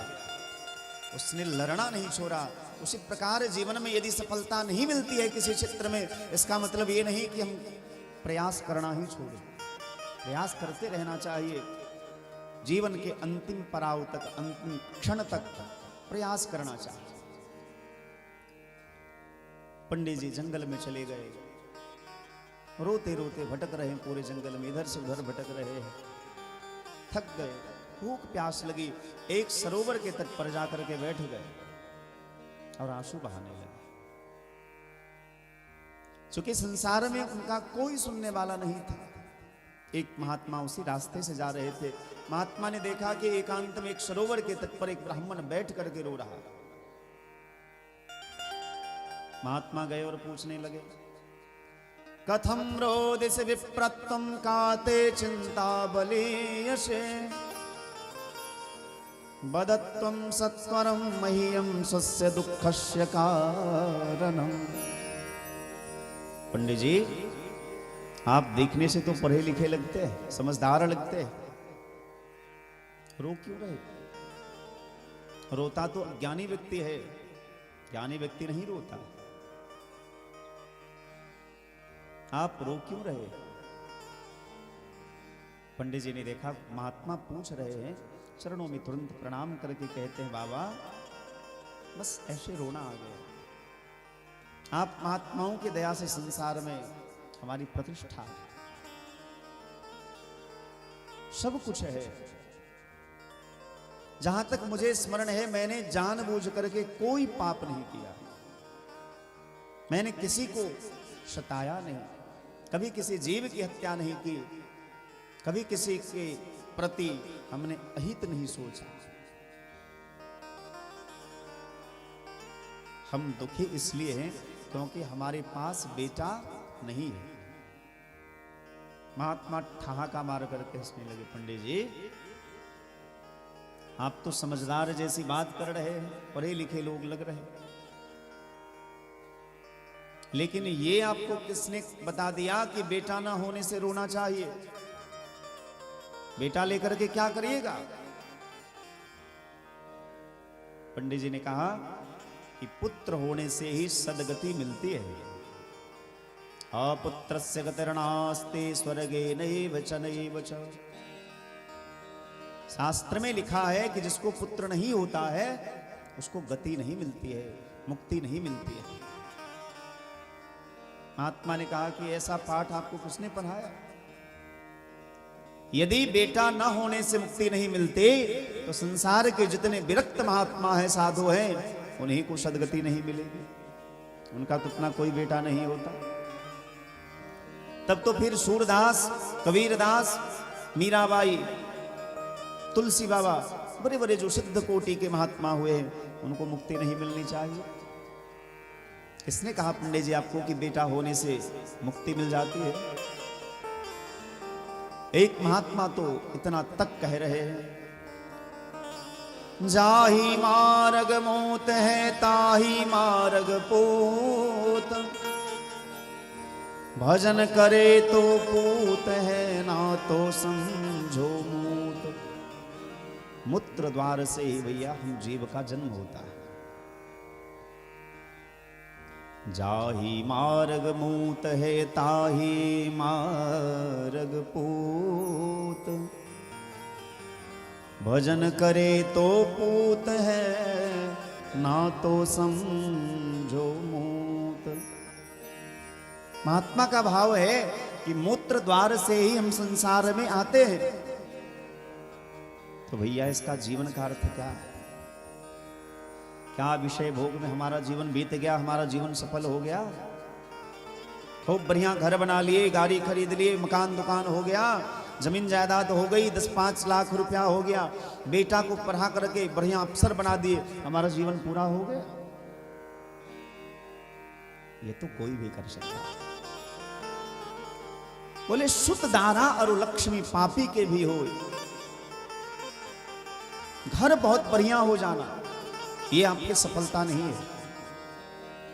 आपका बेटा पढ़ लिख करके बढ़िया नौकरी पा लिया, ये आपके जीवन की सफलता नहीं है। आपके द्वार पर 10-5 नौकर चाकर हैं, गाड़ी घोड़ा है, ये आपके जीवन की सफलता नहीं है।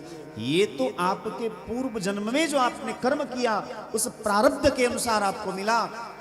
प्रारब्ध तो पहले रचा पीछे रचा शरीर, तुलसी चिंता क्यों करे भजले श्री रघुवीर। तुलसी बाबा कहते हैं जब कोई जीव मां के गर्भ में रहता है उसी समय विधाता उसके भाल में लिख देते हैं कि इसका भाग्य कैसा होगा। और इसीलिए तो जब कोई बच्चा जन्म लेता है उसके जन्म के समय को देख करके ज्योतिषी पूरे जीवन की कुंडली बता देते हैं कि जीवन में आगे चल करके क्या बनेगा, कितना धनवान होगा, कैसा क्या होगा। तो भैया ये जीवन में ना सोचिएगा कि इतना कुछ कर लिए तुम्हारा जीवन सफल होगा। ये सब प्रारब्ध के अनुसार मिलेगा आपको। किसी सज्जन ने महात्मा से पूछा कि यदि इसको सफलता नहीं कहेंगे तो फिर सफलता जीवन का है क्या? मानस में तुलसी बाबा का भाव है, एहि तन कर फल विषयन भाई, एहि तन कर फल विषयन भाई, एहि तन कर फल विषयन भाई, एहि तन कर फल विषयन भाई, भजिए राम सब काम बिहाई, भजिए राम सब काम बिहाए, एहि तन कर फल विषयन भाई, एहि तन कर फल विषयन भाई, एहि तन कर फल विषयन भाई, एहि तन कर फल विषयन भाई। इस शरीर का फल विषय भोग नहीं है, इस शरीर का फल है भगवान का भजन करना। क्योंकि संसार में जितनी योनियां है, जितना शरीर है, उन सभी शरीर में मानव शरीर श्रेष्ठ है। तो इस श्रेष्ठ शरीर से भगवान का भजन हो, यही जीवन की सार्थकता। अपुत्रस्य गतिर्नास्ति, महात्मा को पंडित जी ने कहा कि जिसको पुत्र नहीं है उसको गति नहीं मिलती है।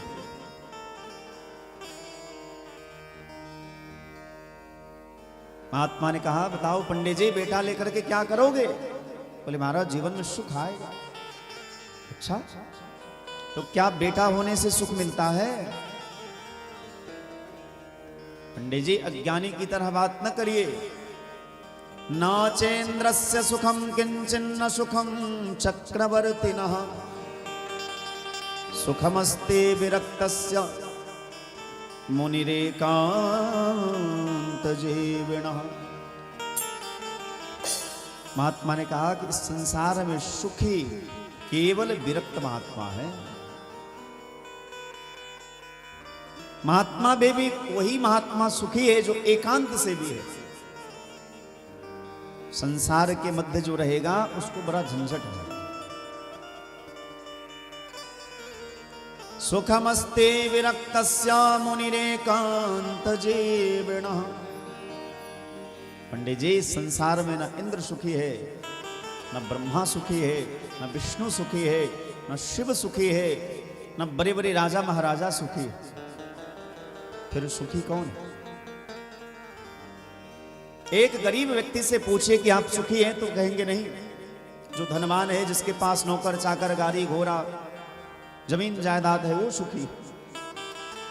आप उनसे जाकर के पूछिए कि एक रिक्शा चलाने वाले ने आपका नाम बताया कि आप सुखी हैं, तो क्या सचमुच आप सुखी हैं? वो कहेंगे ना भैया क्षमा करना, हम सुखी नहीं हैं।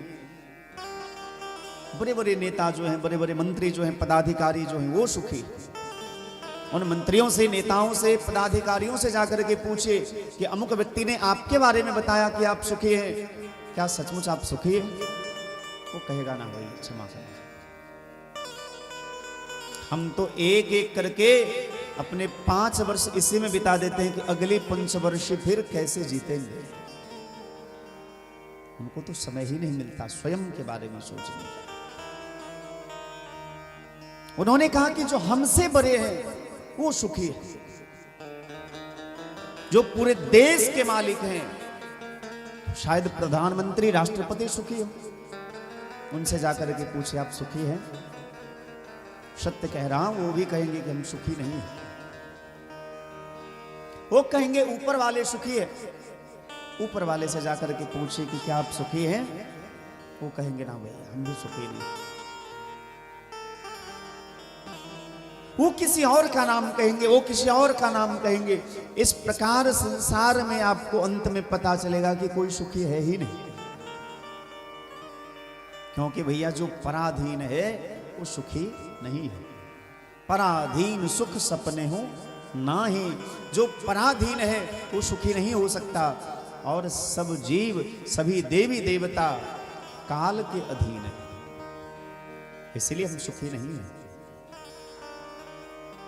फिर सुख मिलेगा कैसे? बोले सुख केवल भगवान के चरण में है, सो सुख धाम राम असनामा। केवल भगवान के चरण में सुख है, क्योंकि वहां काल की गति भी नहीं पड़ती। भगवान के चरण को पकड़ लीजिएगा, अथवा भगवान के चरणों के जो दास हैं, दासानुदासो भवितास्मि भूयः, भगवान के जो दास हैं उन दास का भी यदि चरण पकड़ लीजिएगा तो आप सुखी हो जाएंगे। सुखमस्ते विरक्तस्य मुनिरेकांतजे विना। पंडित जी ने कहा कि महात्मा की सबसे बड़ी कमजोरी यही है कि महात्मा को कोई भी दुख सुनाइए, वो कहेंगे भगवान का भजन करो सब ठीक हो जाए। लेकिन बाबा हमें बेटा चाहिए। महात्मा ने कहा कि भैया तुम्हारे भाग्य में बेटा का सुख नहीं है। सप्त जन्मावधि तव पुत्रो नैव च नैव च। इस जन्म की बात तो छोड़िए पंडित जी, 7 जन्म तक आपको बेटा का सुख नहीं मिलेगा।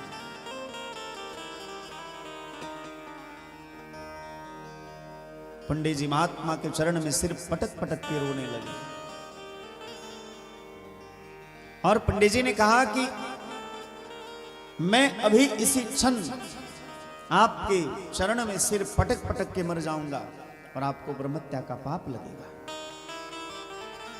क्योंकि आपने मेरे दुख को 7 गुना बढ़ा दिया। 7 जन्म की कुंडली आपने हमको आज ही बता दी, हमारे दुख को 7 गुना बढ़ा दिया। महात्मा बड़े धर्म संकट में पड़ गए। भैया हम तो भजनानंदी महात्मा थे, कहां इस पंडित जी के चक्कर में पड़ गए। हम तो इसके हित की बात कर रहे थे, हम तो चाहते थे कि भगवान में लग जाएगा तो इसके सारे दुख दूर हो जाएंगे, उल्टा हम ही को फंसा रहा है।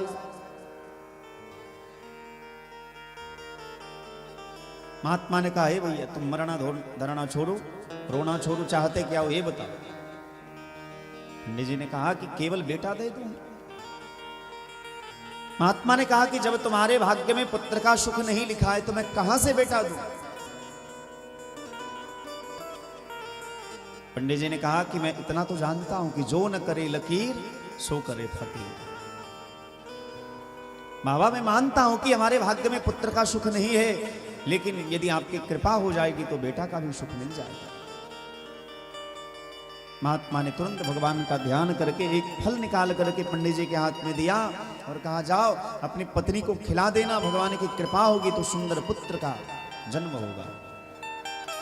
पंडित जी तुरंत महात्मा के चरणों में प्रणाम करके वो फल लेकर के दौड़ते हुए गए और पूरे मोहल्ला में जाकर के ढिंडोरा पीटने लगे कि देखना 9 महीने के बाद में हमारे घर में भी किलकारियां गूंजेंगी। महात्मा ने कृपा करके ये फल दिया है, अब हमारी पत्नी गर्भवती होंगी, हमारे घर में भी पुत्र का जन्म होगा, सभी लोग आना, हम लड्डू बांटेंगे, बधाई उत्सव मनाएंगे। ये फल देकर के पंडिताइन के हाथ में पंडित जी तो चले गए और पंडिताइन तर्क वितर्क करने लगे। एक बहन ने आकर के समझाया कि महात्मा का प्रसाद समझ करके विश्वास करके खा लो, भगवान की कृपा होगी तो बेटा अवश्य होगा। पंडिताइन कहती है फल खाने से कहीं बेटा होता? यदि फल खाने से बेटा होता तो सारे फलाहारी बाबा को बेटा होगा। फल खाने से बेटा होता तो मंगलवार को हम लोग तो फल ही खाते हैं, हम लोग को भी बेटा हो जाए। सत्य बात है, फल खाने से बेटा तो नहीं होता, लेकिन शास्त्र इसका प्रमाण है कि खीर खाने से बेटा तो नहीं होता, लेकिन भगवान का जन्म जरूर हो जाता है। कब? जब गुरु की कृपा हो, तब किसी महात्मा की कृपा हो तो खीर से भी भगवान पुत्र रूप में जन्म लेते हैं। विश्वास दिलाया कि फल खा लो बेटा होगा, पंडिताइन नहीं खाया। एक बहन आकर के जब समझाने लगी कि बहन चुपचाप आंख बंद करके ये फल खा लो, भगवान की कृपा होगी, गोविंद की कृपा होगी तो सुंदर पुत्र का जन्म होगा।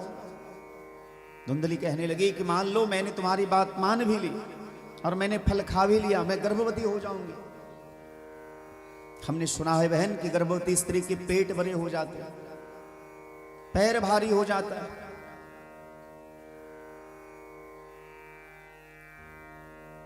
और उसी समय यदि कहीं भूकंप आ गया तो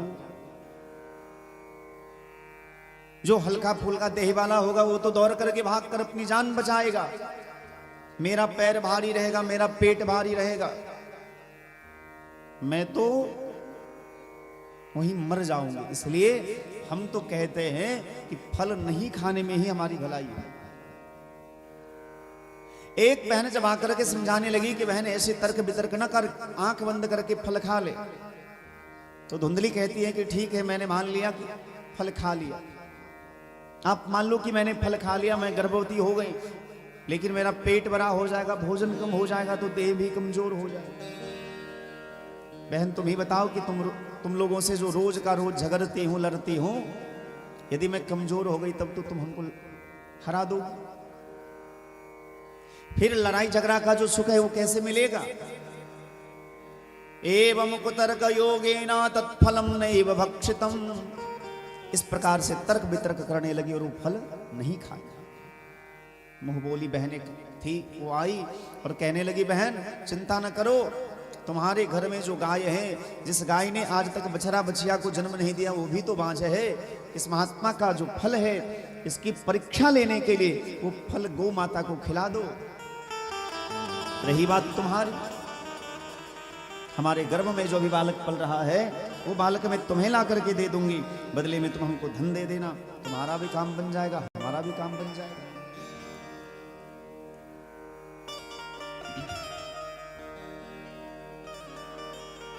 दोनों बहन ने आपस में ऐसी योजना बनाई और वो फल चुपके से गौ माता को खिला दिया। गौ माता भगवत कृपा से गर्भवती हो गई। पंडिताइन झूठ मूठ का गर्भवती होने का नाटक करने लगे। मुंह बोली बहन ने जब उस बच्चे को जन्म दिया तो रात के अंधेरे में उसकी मुंह बोली बहन वो बच्चा ला करके धुंधली को दे दिया, बदले में बहुत सारा धन लेकर के चली गई और कभी कभार आती थी दूध पिला करके बच्चे को चली जाती थी।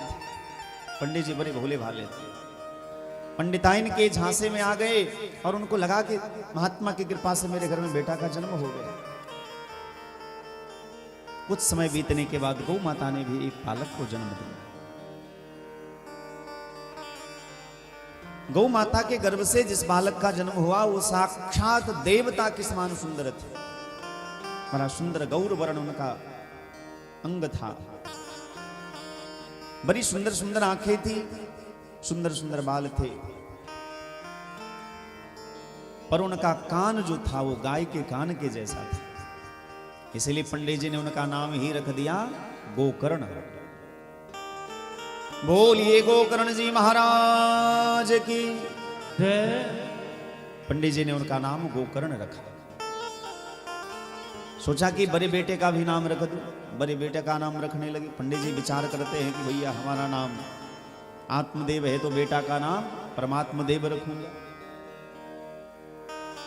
लेकिन जैसे पंडित जी नाम रखने लगे तो पंडिताइन आती है, झुंझला करके कहती है जी ऐसे कैसे होगा, जन्म मैंने दिया, कष्ट मैंने सहा और नाम आप अपने हिसाब से रखोगे, ये तो नहीं होगा। मैं इसकी मां हूं, कुछ अधिकार मेरा भी है, मैं अपने बेटे का नाम रखूंगी। पंडित जी ने कहा कोई बात नहीं, आप रखो हम रखो, एक ही बात है। पंडिताइन कहती है कि मेरा नाम धुंधली है तो बेटा का नाम धुंधकारी होना चाहिए। और भैया जीवन में नाम का बड़ा प्रभाव पड़ता है, यथा नाम तथा गुण। इसलिए बच्चे का नाम जो रखिए तो सोच समझ करके रखिए। कियत कालेन तौ जातो तरुणो तनया बुभो गोकर्णः पंडितो ज्ञानी धुंधकारेति महाखलः। बोले दोनों पुत्र उनके बड़े होने लगे। कियत कालेन तौ जातो तरुणो तनया बुभो गोकर्ण पंडितो ज्ञानी धुंधुकारेति महाखलः। श्री सूत जी महाराज कहते दोनों भैया बड़े होने लगे, एक कुख्यात हुए, एक प्रख्यात हुए, एक सज्जन बने, एक महाखलः। गोकर्ण जी महाराज जो महात्मा के प्रसाद से हुए थे वो तो बहुत बड़े पंडित हुए, धर्मात्मा हुए, पर धुंधुकारी एक नंबर का दुष्ट हुआ। चंडाल के संग बैठना उठना चालू कर दिया, कुत्ता पालने लगा।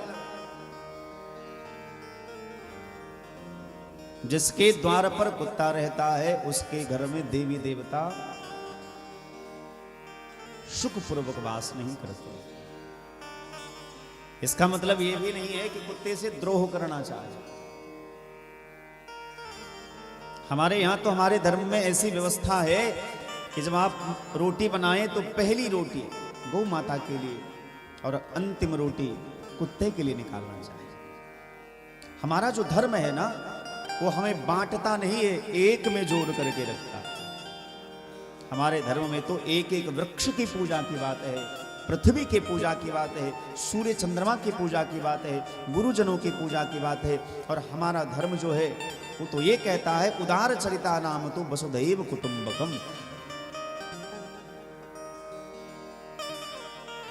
कुछ आत्मताई लोग हैं जो हमारे धर्म के ऊपर उंगली उठाते हैं, ये हिंदूवादी है, सनातनवादी है, ऐसा करके।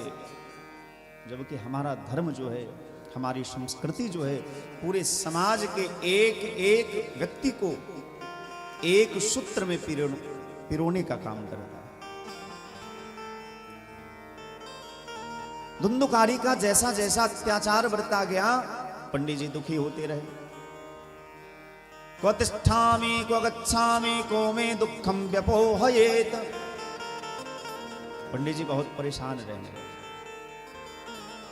भैया जब बाल बच्चा नालायक हो जाए तो माता पिता बहुत दुखी रहते हैं।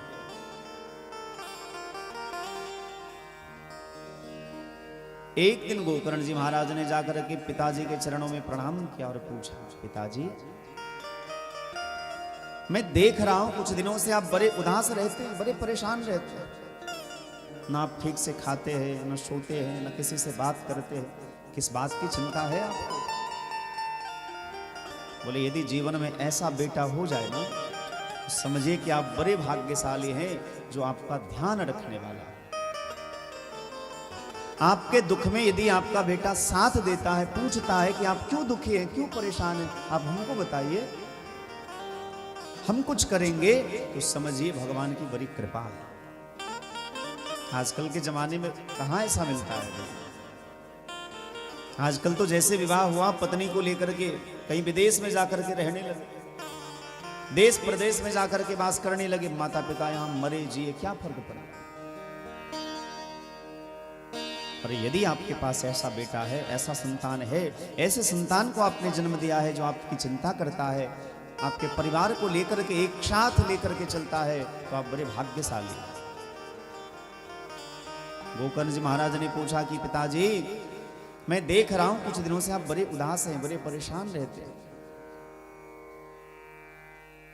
आत्मदेव के नेत्र सजल हो गए कि देखो भगवान की लीला कैसी है।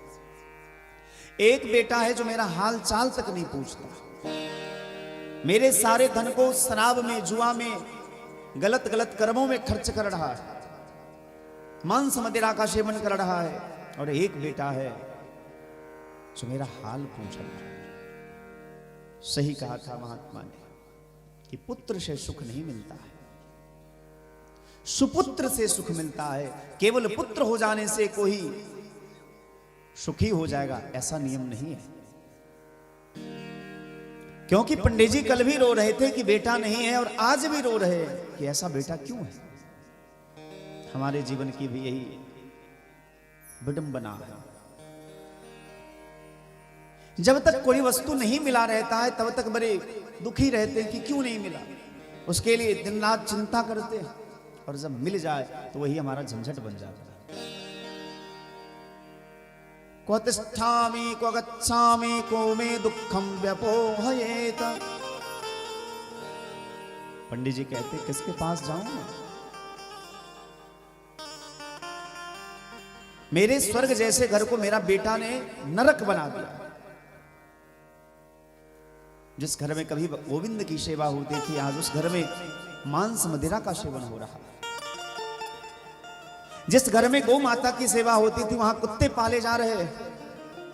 जिस घर में महात्मा आते थे, आज उस घर में वेश्याएं आती है। जब मैं समाज में निकलता हूं तो लोग ताना मारते हैं कि पंडित जी के बेटा ऐसे हैं, कहीं घर से निकलना मुश्किल हो गया। गोकर्ण जी महाराज ने देखा कि पिताजी को पुत्र मोह हो गया, और हम आप सबके दुख का मूल कारण हमारा मोह है। चाहे वो पुत्र मोह हो, धन का मोह हो, अथवा स्त्री का मोह हो। श्रुत वित लोक ईसना तीनी, कही के मति इन कृत न मलिनी। तुलसी बाबा मानस में कहते हैं कि सुतेसना वित्तेषणा और लोकेशना, बताओ किसके किसके मति को मलिन नहीं किया। यदि किसी को पुत्र मोह हो जाए, धृतराष्ट्र को पुत्र मोह हो गया, धर्म को भूल गए थे। राजा नंद को धन का लोभ हो गया था, वित्तेषणा हो गई थी, और उन्होंने अनेक पाप किए। किसी को पत्नी के प्रति, किसी को पुत्र के प्रति, किसी को धन के प्रति। जब मोह हो जाए तो उसकी मति जो है मलिन हो जाती है, उसकी मति मारी जाती है। गोकर्ण जी महाराज समझाने लगे, पिताजी ये बताइए कि आप जो धुंधकारी के कारण परेशान हैं, वो धुंधकारी आपका लगता कौन है? बोले हमारा बेटा है।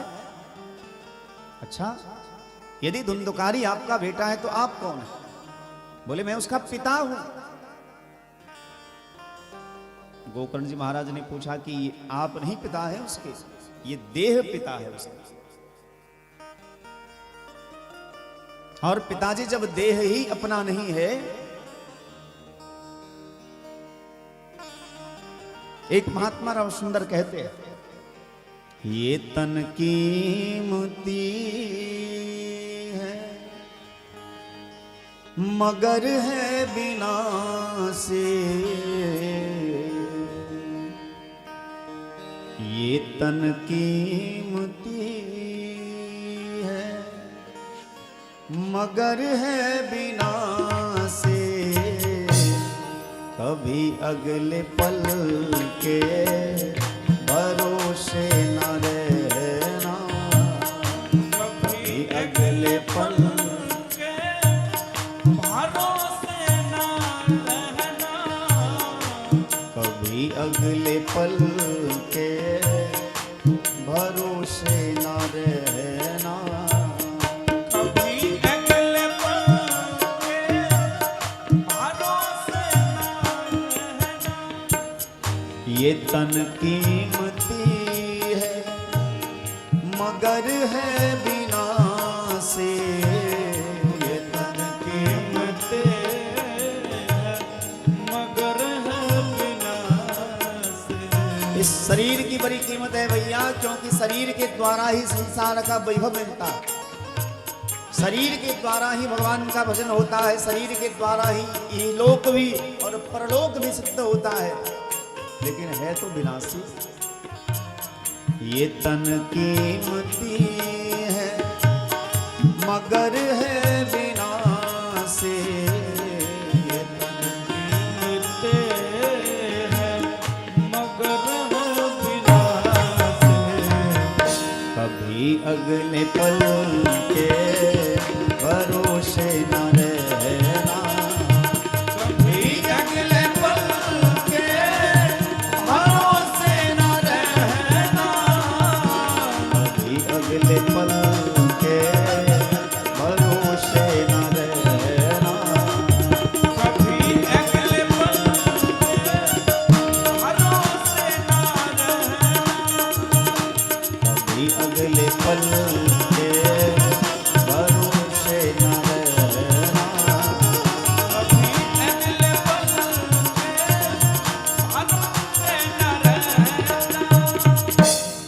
बोले शरीर है तो कीमती, लेकिन कब कीमती? जब भगवान का भजन इस शरीर से करिए तभी ये शरीर कीमती है।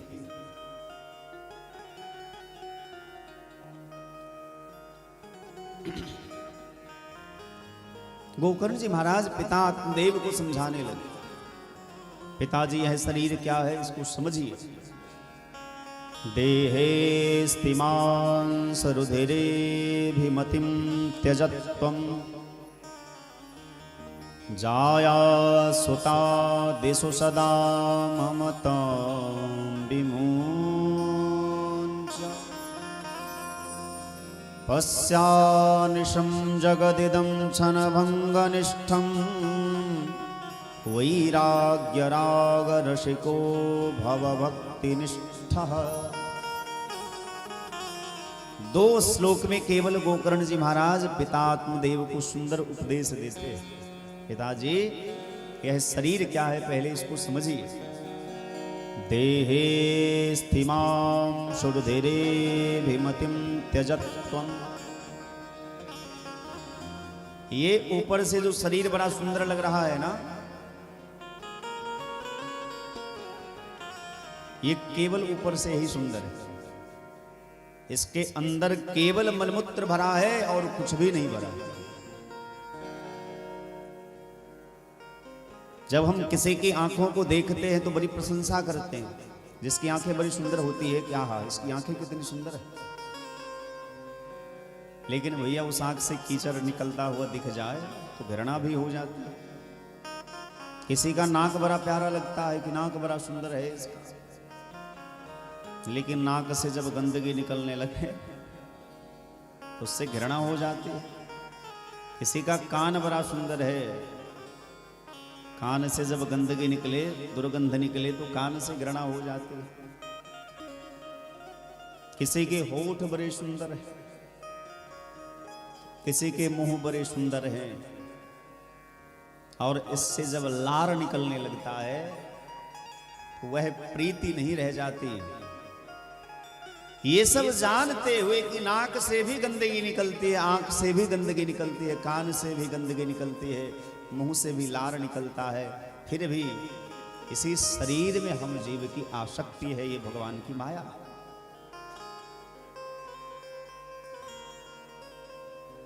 इस शरीर के अंदर यदि देखना हो कि क्या है तो किसी हॉस्पिटल में चले जाइए, फिर आपको पता चल जाए।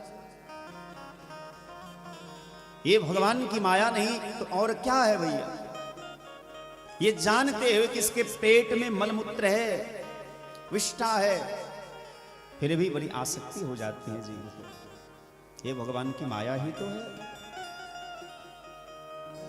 देहे स्थिमां सुरधिरेऽभिमतिं त्यजत्वम्। पिताजी इस शरीर में जो आपकी आसक्ति है, पहले शरीर से अनासक्त होइए, और जब शरीर ही अपना नहीं है तो शरीर के जो ये रिश्ते नाते वाले हैं ये अपने कैसे हो सकते?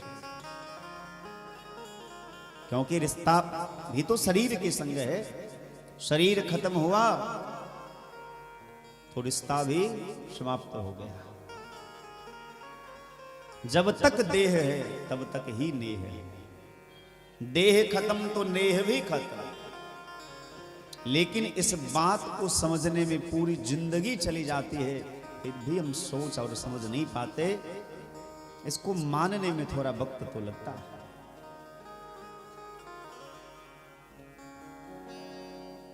यदि कोई कहे कि ये बहुत सुंदर है, कोई लड़की कहे कि लड़का बड़ा सुंदर है, और कोई लड़का कहे कि लड़की बड़ी सुंदर है, उसके देह के ऊपर वाला जो अंग है, ऊपर का जो रंग है, उसको थोड़ा नोच दीजिए, फिर पता चल जाएगा कि कौन कितना सुंदर है। संत श्री राजेश्वरानंद जी महाराज का भाव है,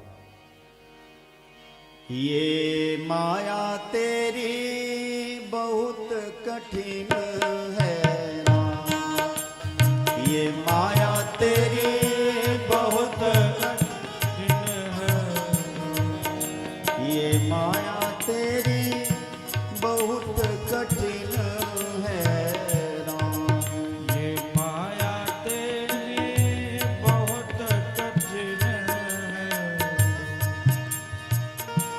बहुत कठिन है राम राम, बहुत कठिन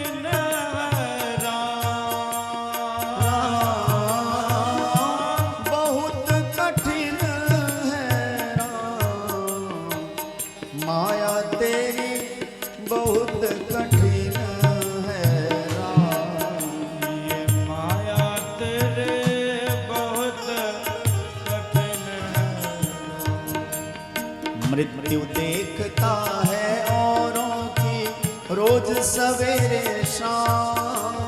मृत्यु देखता है औरों की रोज सवेरे शाम। मृत्यु देखता है औरों की रोज सवेरे शाम। मृत्यु देखता है औरों की रोज सवेरे शाम। भवन बनाता ऐसे जैसे, भवन बनाता ऐसे जैसे, भवन बनाता ऐसे जैसे, भवन बनाता ऐसे जैसे। हर दम यहाँ मुकाम। माया तेरी बहुत कठिन है राम। ये माया तेरी बहुत कठिन है। ये माया तेरी बहुत कठिन है राम। ये माया तेरी बहुत कठिन। जय हो।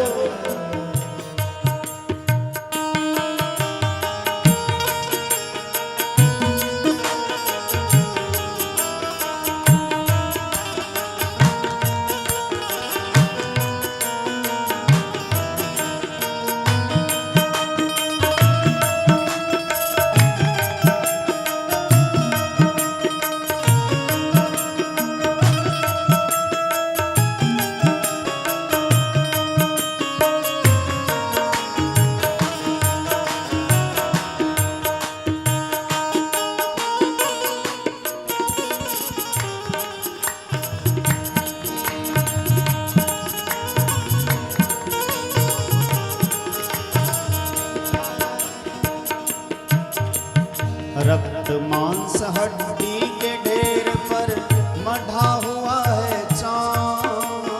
रक्त मांस हड्डी के ढेर पर मढ़ा हुआ है चाँद। रक्त मांस हड्डी के ढेर पर मढ़ा हुआ है चाँद। रक्त मांस हड्डी के ढेर पर मढ़ा हुआ है चाँद। देख उसी की सुंदर काया, देख उसी की सुंदर काया। देख उसी की सुंदर काया।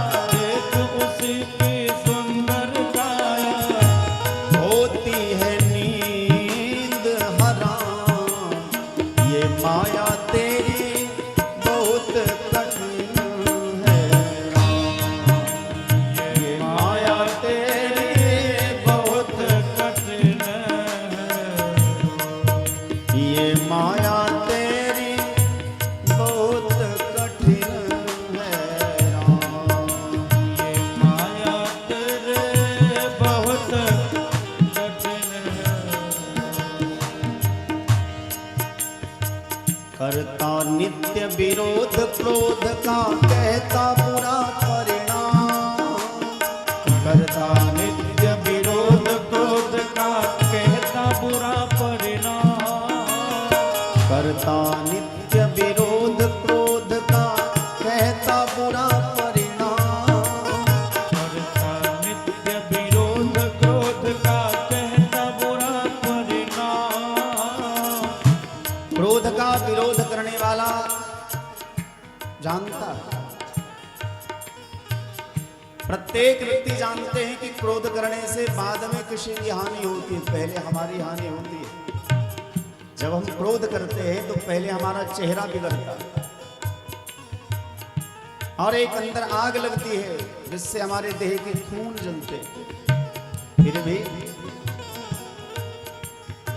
करता नित्य विरोध क्रोध का कहता बुरा परिणाम। करता नित्य विरोध क्रोध का कहता बुरा परिणाम। होता क्रोधित स्वयं तो होती, होता क्रोधित स्वयं तो होते। होता क्रोधित स्वयं तो होती। होता क्रोधित स्वयं बानी बिना लगा, ये माया तेरी बहुत कठिन है राम, ये माया तेरी बहुत कठिन है, ये माया तेरी बहुत कठिन है राम, माया तेरी बहुत कठिन है।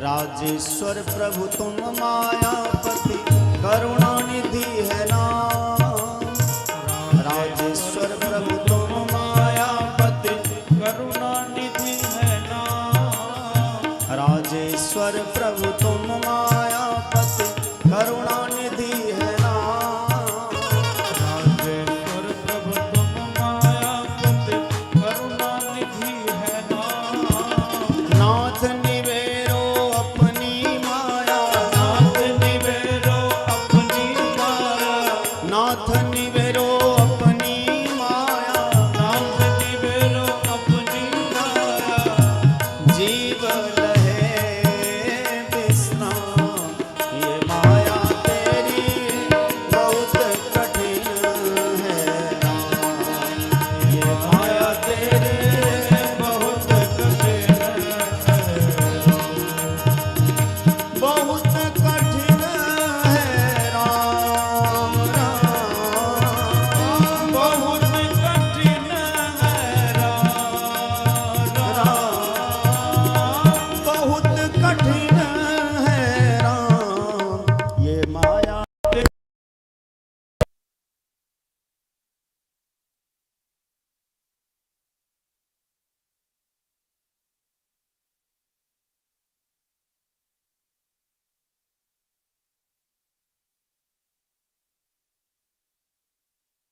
जाया सुतादिषु सदा ममतां विमुञ्च,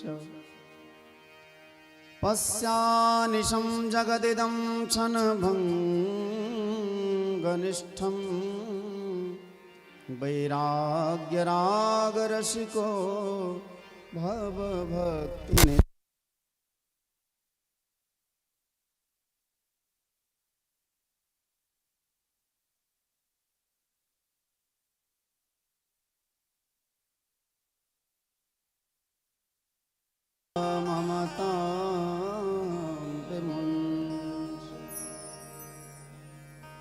पश्यानिशं जगदिदं क्षणभङ्गनिष्ठं, वैराग्यरागरसिको भवभक्तिनिष्ठः। श्री गोकर्ण जी महाराज कहते हैं, पिताजी इस शरीर में जो आपकी आसक्ति है, पहले देहासक्त को छोड़िए, और उस देह की आसक्ति जब मिट जाएगी तो देह के जो संबंधी हैं उनसे भी आपकी आसक्ति मिट जाएगी। जाया सुतादिषु सदा ममतां विमुञ्च, पत्नी में, पुत्र में, संसार में जहां जहां आपकी ममता है उन सारी ममताओं को समेट करके भगवान के चरणों में बांधिए। पश्यानिशं जगदिदं क्षणभङ्गनिष्ठं, और इस संसार को निरंतर ऐसा विचार करिए ये क्षणभंगुर है, जो आज मिला हो सकता है कि कल वो इस संसार को छोड़ करके चला जाए। रात में 12 बजे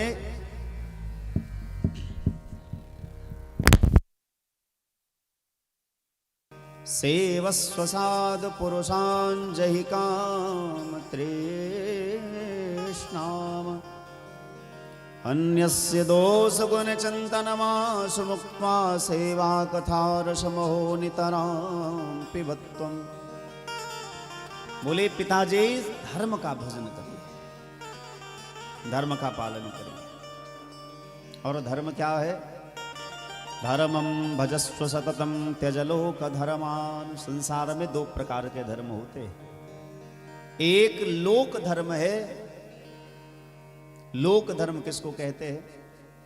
माता की सेवा करना, पिता की सेवा करना, पत्नी का भरण पोषण करना, बाल बच्चों का भरण पोषण करना, समाज संसार के लिए करना, ये लोक धर्म है। और जिस परमात्मा की कृपा से मानव तन मिला, माता पिता मिले, पत्नी मिली, बच्चे मिले, संसार समाज मिला, उस परमात्मा का भजन करना, उनका स्मरण करना, ये परम धर्म है। गोकर्ण जी महाराज कहते हैं, धर्मम भजस्व सततम त्यज लोक धर्म। लोक धर्म का त्याग करके परम धर्म का आश्रय लीजिए और सेवस्व साधु पुरुषान जहि काम तृष्णा। साधु पुरुषों की सेवा करिए, कामनाओं का त्याग करके साधु पुरुषों की सेवा करिए। अन्यस्य दोष गुण चिंतन मासु मुक्त्वा, और किसी का दोष गुण न देखिए। इस संसार में एक भी व्यक्ति ऐसा नहीं जिसमें दोष नहीं है, चाहे वो कथा कहने वाला श्रवण दास हो अथवा कथा सुनने वाले कोई और हो, दोष तो भैया सब में। जर चेतन गुण दोषमय, रामचरितमानस में बालकांड में तुलसी बाबा कहते हैं कि जर चेतन गुण दोषमय विश्व किन्न करतार, संत हंस गुण गहहि पे परिहरि बारी विकार। 24 कैरेट सोने का गहना नहीं बनता, इसमें मिलावट की जाती है, चाहे 1% हो 2% हो। यदि कान का कुंडल बनाना है ना, उसमें मिलावट तो करनी पड़ेगी। ठीक उसी प्रकार जब जीव संसार में आता है, उसमें दोष और गुण दोनों मिला करके उन्हें बनाया जाता है। एक संत का बड़ा प्यारा भाव है, वो कहते हैं, एक विधाता निर्दोष रहा। साउंड वाले भैया आप जहां कहीं भी हैं, साउंड वाले भैया आप थोड़ा इधर आइए, तबला का माइक नहीं बज रहा। एक विधाता निर्दोष रहा, बाकी सब में कोई ना कोई दोष रहा, बाकी सब में कोई ना कोई दोष रहा, बाकी सब में कोई ना कोई दोष रहा। एक विधाता निर्दोष रहा,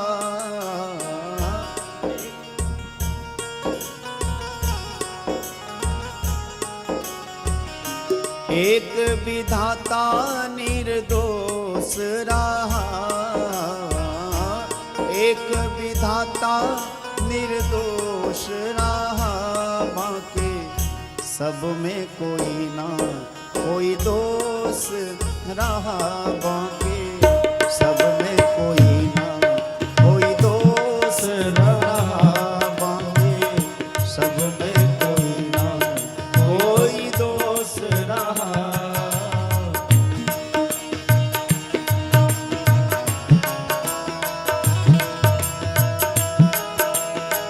हरि बोल।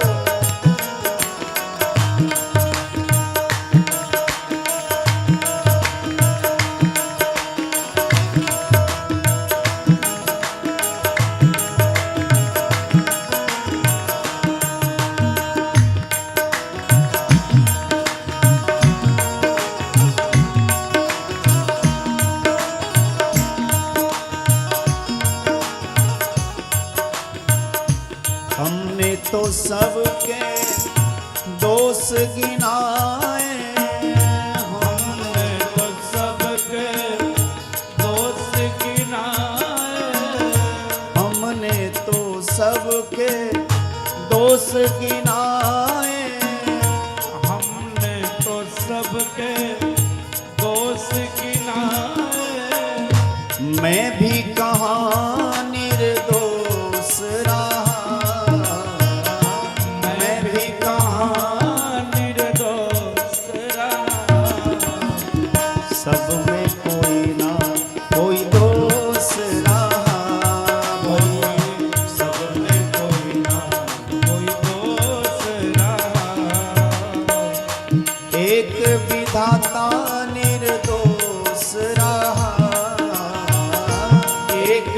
विधाता निर्दोष रहा।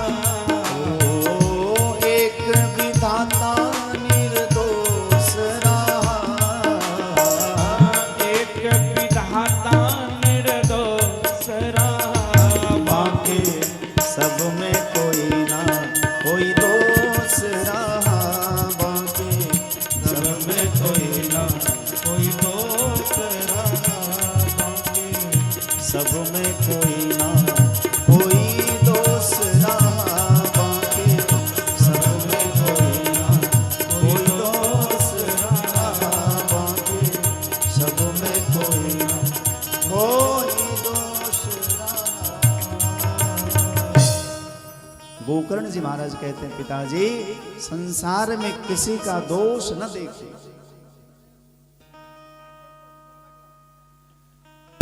संसार में किसी का दोष न देखिए।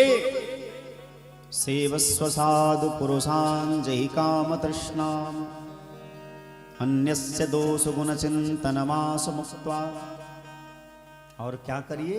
सेवा कथा रसमहो नितराम पिबत्वम। सेवा खूब करिए। जीवन में सेवा करने की आदत डालिए। अपने बच्चों को सिखाइए कि सेवा किसको कहते हैं, सेवा कैसे करनी चाहिए, सेवा का स्वरूप क्या है। यदि घर में कोई साधु महात्मा आए, कोई महापुरुष आए, कोई अतिथि आए, तो अपने घर के बच्चों को सिखाइए कि कैसे सेवा की जाती है, क्योंकि आगे चल करके उनके जीवन में वो काम आए। सेवस्व साधु पुरुषान जहि काम तृष्णाम अन्यस्य दोष गुण चिंतनमास मुक्त्वा। सेवा कथा रसमहो नितराम पिबत्वम। दो श्लोक में केवल गोकर्ण जी महाराज ने अपने पिता आत्मदेव को सुंदर उपदेश दिया और उनको मन में वैराग्य जगा दिया। वैराग्य तो मन में पहले भी जगा था जब महात्मा ने समझाई थी, लेकिन भैया कभी कभी हमारे जीवन में औरों की बात समझ में नहीं आती है, पर जब अपने घर के लोग ठुकराते हैं वो बात 1 सेकंड में समझ में आ जाती है। जब बेटा ने समझाया, महात्मा पुत्र बन करके जब समझा रहे हैं, समझ में आ गई बात। और गृह त्याग करके जंगल में चले गए, महात्माओं से दीक्षा लेकर के द्वादशाक्षर मंत्र का जाप करते हुए, भागवत जी के 10वें स्कंद का पाठ करते हुए अंत में भगवान में ही लीन हो गए। पिताजी के चले जाने के बाद धुंधुकारी और उदंड हो गए। और एक दिन धुंधुकारी ने जाकर के अपनी मैया धुंधली से कहा कि पिताजी जाने से पहले सारा धन तुमको दे गए होंगे, तिजोरी की चाबी तुम्हें सौंप गए होंगे, बताओ कहां रखी हो। धुंधली ने कहा कि जो घर में था वो तो तुमने सब बर्बाद कर दिया, शराब जुए में सब लुटा दिए, अब हमारे पास कुछ भी नहीं। जैसे मां ने धन देने से इनकार किया, बाल पकड़ करके घसीट करके मां को ही मारना। लात से जब मैया धुंधली को मारा तो धुंधली को बड़ी पीड़ा हुई और विचार करने लगी कि इसी बेटा के लिए मैं इतना हाय हाय करती थी, इसी बेटा के लिए मैं पंडित जी से लड़ जाती थी, आज बड़ा कष्ट हो। सोचा कि अब तो हमारे पति भी नहीं रहे, एक पुत्र है वो गोकर्ण जो महात्माओं के संग बैठा रहता है, और यदि इस दुष्ट के संग रहेंगे तो हम तो मारे ही जाएंगे, इससे बढ़िया है कि मैं खुद ही मर जाऊं। और रात में अंधेरे कुएं में जाकर के, अंधकूप में जाकर के डूब करके बेचारी छटपटा करके मर गई। अब विचार करिए कि गोकर्ण धुंधुकारी के दुख से ही आत्मदेव पंडित जी भी दुखी थे, धुंधली भी दुखी थी। एक को सदगति मिली, एक की अधोगति हुई, क्योंकि आत्मदेव ने सत्संग किया था, संतों की संगति की थी।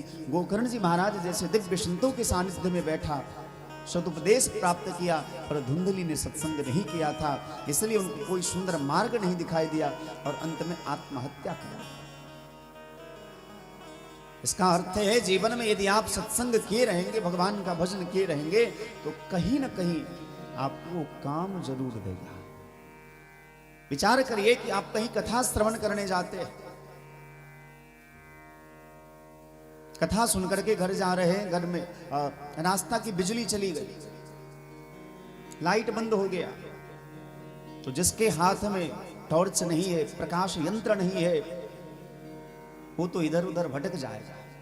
पर जिसके हाथ में टॉर्च है वो चुपचाप टॉर्च जलाएगा, उसके प्रकाश के आगे आगे, उस प्रकाश के पीछे पीछे वो अपने घर तक पहुंच जाएगा। उसी प्रकार जिसने जीवन में सत्संग नहीं किया, जिसके पास सत्संग का टॉर्च नहीं है, यदि उसके जीवन में कभी अंधकार आया, कभी बिजली गुम हो गई, तो वो भटक जाएगा। पर जिसने सत्संग किया है, जिसके पास सत्संग का बल्ब है, टॉर्च है, वो अपनी ज्ञान की गुत्थियों को खोलेगा और उस सत्संग का सहारा लेकर के जीवन में चाहे जितनी भी विषम परिस्थितियां आए, वो अपने राह तक पहुंच जाता है। इसलिए सत्संग करना जीवन में जरूरी है। पर तुलसी बाबा ने रामचरितमानस में बड़ा सुंदर वर्णन किया कि तू न ताहि सकल मिली जो सुख लव सत्संग, तात स्वर्ग अपवर्ग सुख धरिए तुला एक अंग। सत्संग के सुख की बराबरी संसार में कुछ नहीं है। आपके घर में चाहे जितना भी सुंदर बिस्तर लगा हो, जितना सुंदर प्रसाद मिलता हो, लेकिन जो सुख आपको यहाँ नीचे बैठने में मिलेगा ना, वो आपको अपने घर के सुंदर बिस्तर पर नहीं मिलेगा। ये दिव्य सुख है।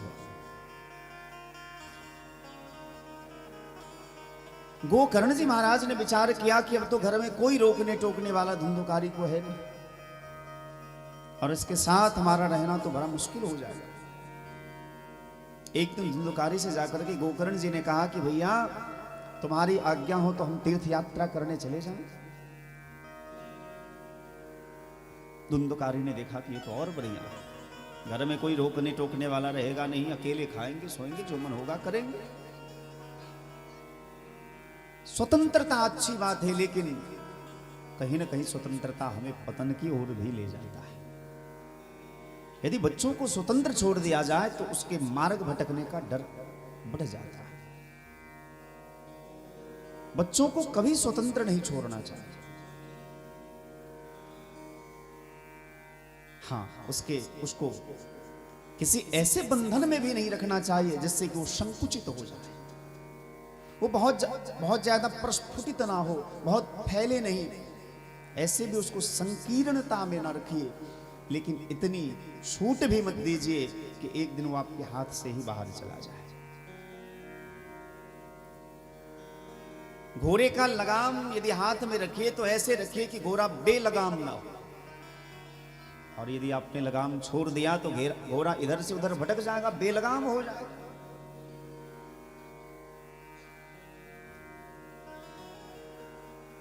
गोकर्ण जी महाराज तीर्थ यात्रा करने चले गए। धुंधुकारी ने 5 गणिका को, वेश्या को घर में ला करके रख दिया और उसके साथ विषय भोग करने लगा। उसका पालन पोषण करने के लिए चोरी करने लगा, डकैती करने लगा, पशुओं को मारने लगा उसका भरण पोषण करने के लिए। और चोरी करते करते एक दिन धुंधुकारी ने उस नगर के राजा के रानी का हार ही चुरा लिया,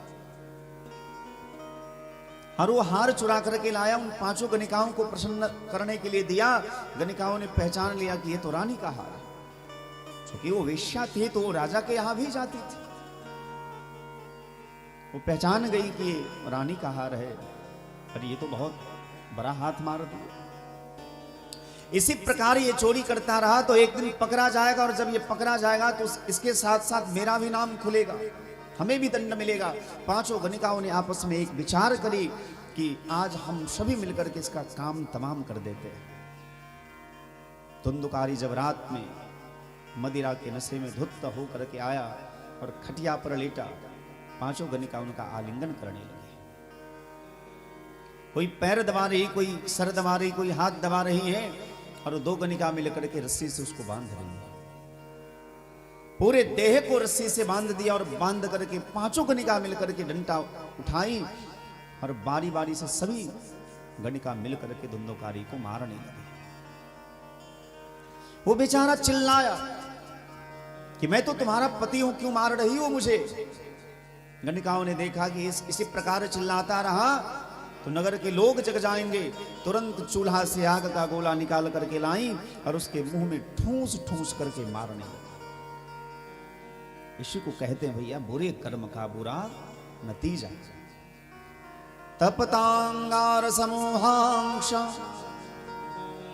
तन मुखे च विचक्षिपो अग्निज्वालाति दुःखेन व्याकुलो निधनं गतः। आग का गोला उसके मुंह में ठूस ठूस करके मारने लगी और धुंधकारी बेचारा छटपटा करके मर गया। क्योंकि जीवन भर पाप किया था तो परिणाम भी तो वैसा ही होता। अपने यहां मिथिला में कहावत है, करनी देखिए मरनी के बिरिया। पांचों कनिकाओं ने घर में गड्ढा खोद करके धुंधुकारी को वही मिट्टी में गाड़ दिया, ऊपर से मिट्टी को लीप दिया और सारा धन आपस में बांट ली। रफू चक्कर हो गई। लोगों ने पूछा कि आपके पति कहां गए? तो कनिकाओं ने कहा कि अब की बार विदेश कमाने के लिए गए हैं, कुछ दिन के बाद लौटेंगे वो। पर भैया कुछ चीजें ऐसी होती है जो छुपती नहीं है। खैर खून खांसी खुशी बैर प्रीत मधुपान रही मन दावे ना दबे जाने शकल जहां। ये सब छुपने वाली बात नहीं है। धीरे धीरे पूरे नगर में ये बात फैल गई कि 5-5 गणिकाओं ने मिलकर के धुंधुकारी को मार दिया।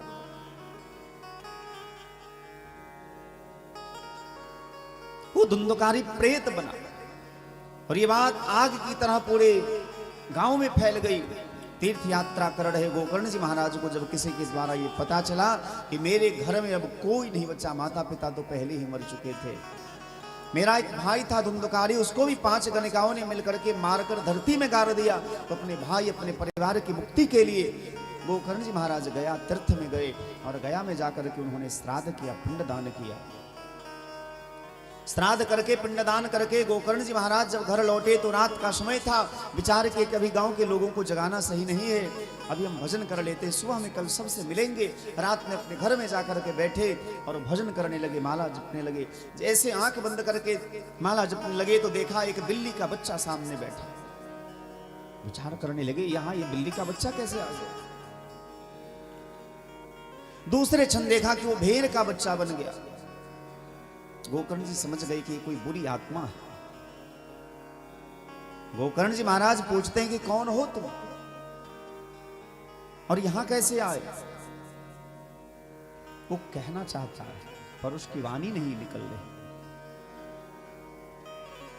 गोकर्ण जी महाराज को दया आ गई, उन्होंने हाथ में जल लिया और जल को अभिमंत्रित करके वेद मंत्र से अभिमंत्रित करके उस जीवात्मा के ऊपर छीटा। जैसे उस जीवात्मा के ऊपर देह पर पानी छीटा वह जीवात्मा कहने लगा, अहम भ्राता त्वदीयोऽस्मि धुंधुकारी तिनामतः स्वकीयेनैव पापेन ब्रह्मत्वं नाशितं मया। भैया मैं तुम्हारा भाई धुंधुकारी। आंख से अश्रुधारा बह रही थी। वह जीवात्मा कह रहा है कि मैं तुम्हारा भाई धुंधुकारी हूं, अपने पाप की सजा हम भोग रहे हैं। मैंने बहुत पाप किया जीवन में। मैंने माता पिता को सताया, मदिरा पान किया, मांस भक्षण किया, चंडाल जैसी वृत्ति को हमने जीवन में अपनाया। आज उसी की सजा हमें मिल रही है। सारी घटना धुंधुकारी ने बताई कि 5-5 गणिकाओं ने मिलकर के हमको मुंह में आग का गोला ठूस करके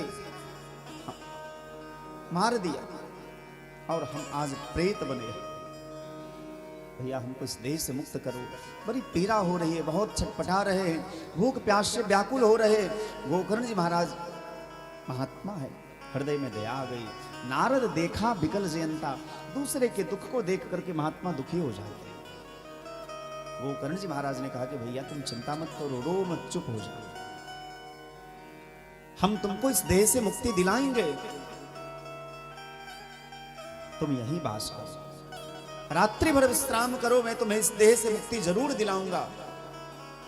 प्रातः काल हुआ, गांव वालों ने देखा, गोकर्ण जी महाराज के चरणों में आकर के सब ने प्रणाम किया। रात की सारी घटना गांव वालों के समक्ष गोकर्ण जी महाराज ने सुनाई कि हमारे घर में ऐसी ऐसी घटना हुई।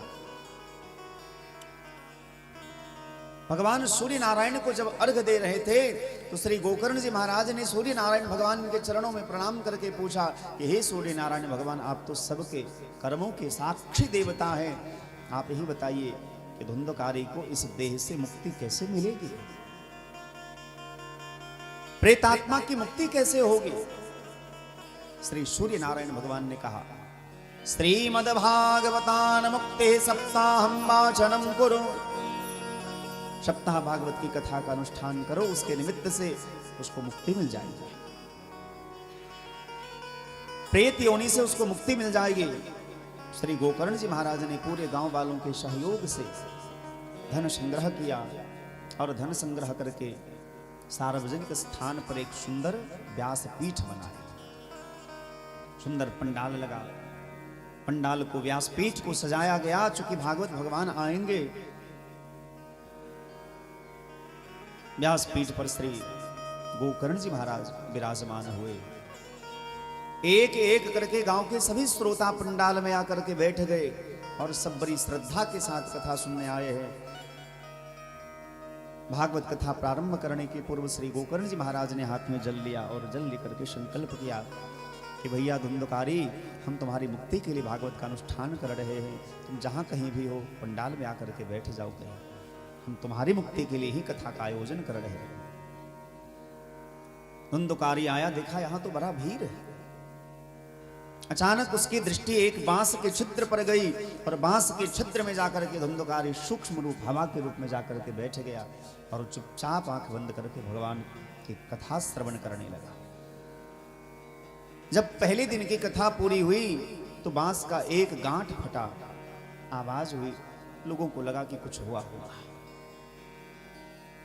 दूसरे दिन की कथा जब प्रारंभ हुई तो धुंधकारी उसे छिद्र में बैठा बैठा कथा सुन रहा है, बांस का दूसरा गांठ फटा। तीसरे दिन की कथा पूरी हुई तो तीसरा गांठ फटा, चौथे दिन की कथा में चौथा गांठ फटा। और ये गांठ फटने का अर्थ क्या है? ये 7 ग्रंथियां जो है हमारे अंदर, जो ज्ञानता का, मोह का जो ग्रंथि है, वो जैसे जैसे भागवत जी की कथा सुनेंगे हमारी अज्ञानता का ग्रंथि खुलता जाता है और अज्ञानता से निवृत्ति हो जाना ही मुक्ति है, मोह से मुक्ति हो जाना ही मुक्ति है। 7 दिन की कथा जब पूरी हुई, 7 गांठ फटे और बांस के उस छिद्र से एक दिव्य पुरुष सुंदर प्रकट हुए। बोलिए भागवत भगवान की। दिव्य रूप धरो जात तुलसीदाम मंडितः, पीतवासो घनश्यामो मुकुटी कुंडलान्वितः। श्री सूत जी महाराज कहते हैं उस बांस के छिद्र से एक सुंदर पुरुष प्रकट हुआ, जिनके गले में सुंदर माला है, उर्ध्व पुंड तिलक है, माथे पर मुकुट है, कान में सुंदर कुंडल है, बड़ी बड़ी आंखें है, घुंघराले घुंघराले बाल है, पीतांबरी वस्त्र ओढ़े हुए है। दिव्य रूप धरो जात तुलसीदाम मंडितः, गले में तुलसी की माला है, उर्ध्व पुंड तिलक है, माथे पर मुकुट है, पीतांबरी पहने हुए, कान में कुंडल है। पीतवासो घनश्यामो, मानो साक्षात भागवत के मध्य भगवान श्री घनश्याम का ही अवतार हो गया है। पीतवासो घनश्यामो मुकुटी कुंडलान्वितः। सबको लगा कि शायद भगवान अवतार लिए हैं, भगवान प्रकट हुए। और वह दिव्यात्मा जो 7 दिन पहले प्रेतात्मा था, उसको मुक्ति मिल गई, दिव्य रूप धारण कर लिए और भागवत की प्रशंसा करने लगे। धन्या भागवती वार्ता प्रेत पीड़ा विनाशिनी। धन्य है ये भागवत की कथा जो मुझ जैसे प्रेत को ही मुक्त कर दिया। सबने भागवत की महिमा गाई। आज धुंधकारी जो प्रेत बना था वो दिव्य रूप धारण कर लिया, मानो साक्षात भगवान का ही रूप प्राप्त कर लिया। धुंधकारी कहते हैं भैया, जो मानव देह प्राप्त करके आज जन्म मात्रमपि येन सठेन किंचित् चित्तं विधाय सुख शास्त्र कथा न पीता, चांडाल वदवच्च खरबद्धतेन नीतं मिथ्या सुजन्म जननी जनि दुख भाजाः। जो मानव तन पाकर के भी भगवान की कथा नहीं सुनता है, ऐसे चंडाल को धिक्कार है। वो चंडाल है जो भगवान की कथा नहीं सुनता। चांडाल वदवच्च खरबद्धतेन नीतम, उसका जीवन गधे के जैसा है। जैसे गधा का जीवन भार ढोने में ही बीत जाता है, उसी प्रकार जो घर गृहस्थी का बोझ ढोने में ही संपूर्ण जीवन बिता दे और ये कहे कि हमारे जीवन का यही फल है, यही हमारा कर्तव्य है, ऐसे केवल संसार के लिए ही जो अपना संपूर्ण जीवन गवा दे, उसका जीवन गधे के जैसा है। किसी ने महात्मा से पूछा कि लोगों को आप गधा कह रहे हैं? बोले हम नहीं कहते। एवं वदन्ति दिव्यदेव समाज मुख्याः। स्वर्ग लोक में बैठे बैठे देवता जब देखते हैं कि इनके गांव में, इनके परिवार में कथा हो रही है और ये कथा नहीं श्रवण करते हैं, इनको भगवान ने इतना सुंदर मानव तन दिया है और मानव तन प्राप्त करके भी भगवान की कथा से वंचित हैं, तो देवता लोग ऊपर से कहते हैं कि ये गधा है, ये कुत्ता है, ये बिल्ली है, ये सूअर है, इसका जीवन एकदम निरर्थक है, ये चंडाल है। ऐसे जीव को तो मानो बहुत बहुत धिक्कार है जो मानव तन प्राप्त करके भी भगवान की कथा से वंचित रह जाए। भागवत जी की ऐसी महिमा गा रहे थे, उसी समय गोकर्ण जी महाराज ने देखा कि ऊपर आकाश से एक विमान उतर रहा है और उस विमान में भगवान के सुंदर सुंदर पार्षद बैठे हुए हैं। पार्षदों ने आकर के धुंधुकारी का हाथ पकड़ा, कहा महाराज अब आपका स्थान यहाँ नहीं है, भगवान का बुलावा आया है। धुंधुकारी का हाथ पकड़ करके जैसे विमान में बिठाने लगे, गोकर्ण जी महाराज ने कहा कि ये दो प्रकार की बात आप क्यों कर रहे हैं? क्योंकि श्रोता केवल एक धुंधुकारी नहीं है, यहाँ बहुत सारे श्रोता हैं। अत्रैव बहवः सन्ति श्रोतारो मम निर्मलाः, आनि तानि विमानानि न तेषां युगपत् कुतः। श्री गोकर्ण जी महाराज कहते हैं यहाँ एक दो श्रोता नहीं, हजारों श्रोता है, आपने सबके लिए विमान क्यों नहीं लाया? भगवान के पार्षद कहते हैं श्रवणस्य कृतं सर्वैर्न तथा मननं कृतं। कथा तो सबने सुनी है, लाभ तो सबको हुआ है, लेकिन जिस एकाग्रता के संग, जिस भाव से धुंधुकारी ने भगवान की कथा सुनी, वैसा किसी ने नहीं सुना। कथा तो एक जैसी ही होती है। क्लास में पढ़ाई तो गुरुजी एक ही तरह के करते हैं, लेकिन कोई फर्स्ट डिवीजन से पास होता है, कोई सेकंड डिवीजन से पास होता है, कोई थर्ड डिवीजन से पास होता है और कई फेल हो जाते हैं। गुरुजी ने तो बराबर पाठ पढ़ाया, पर कोई 1 नंबर में आया, कोई 2 नंबर में, कोई 3 नंबर में, इसमें गुरुजी का क्या दोष है?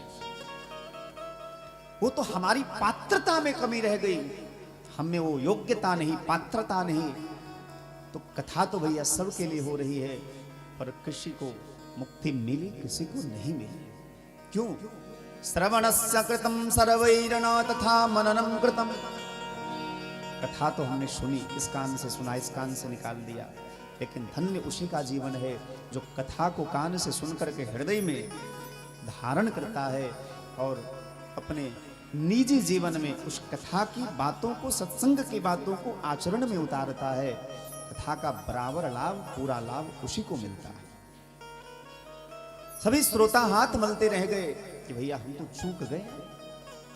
इसी को कहते जीवन खत्म हुआ तो जीने का ढंग आया, जब सम्मा बुझ गई तो महफिल में रंग आया। घर से चला मुसाफिर, गाड़ी निकल गई तो। जब गाड़ी निकल जाए, आप चाहे जितना भी दौड़ लगा लो भैया, अब गाड़ी खुल गई सो खुल गई, अब रुकने वाली नहीं है। तो जब समय है ना, तो समय रहते कुछ कर लेना चाहिए।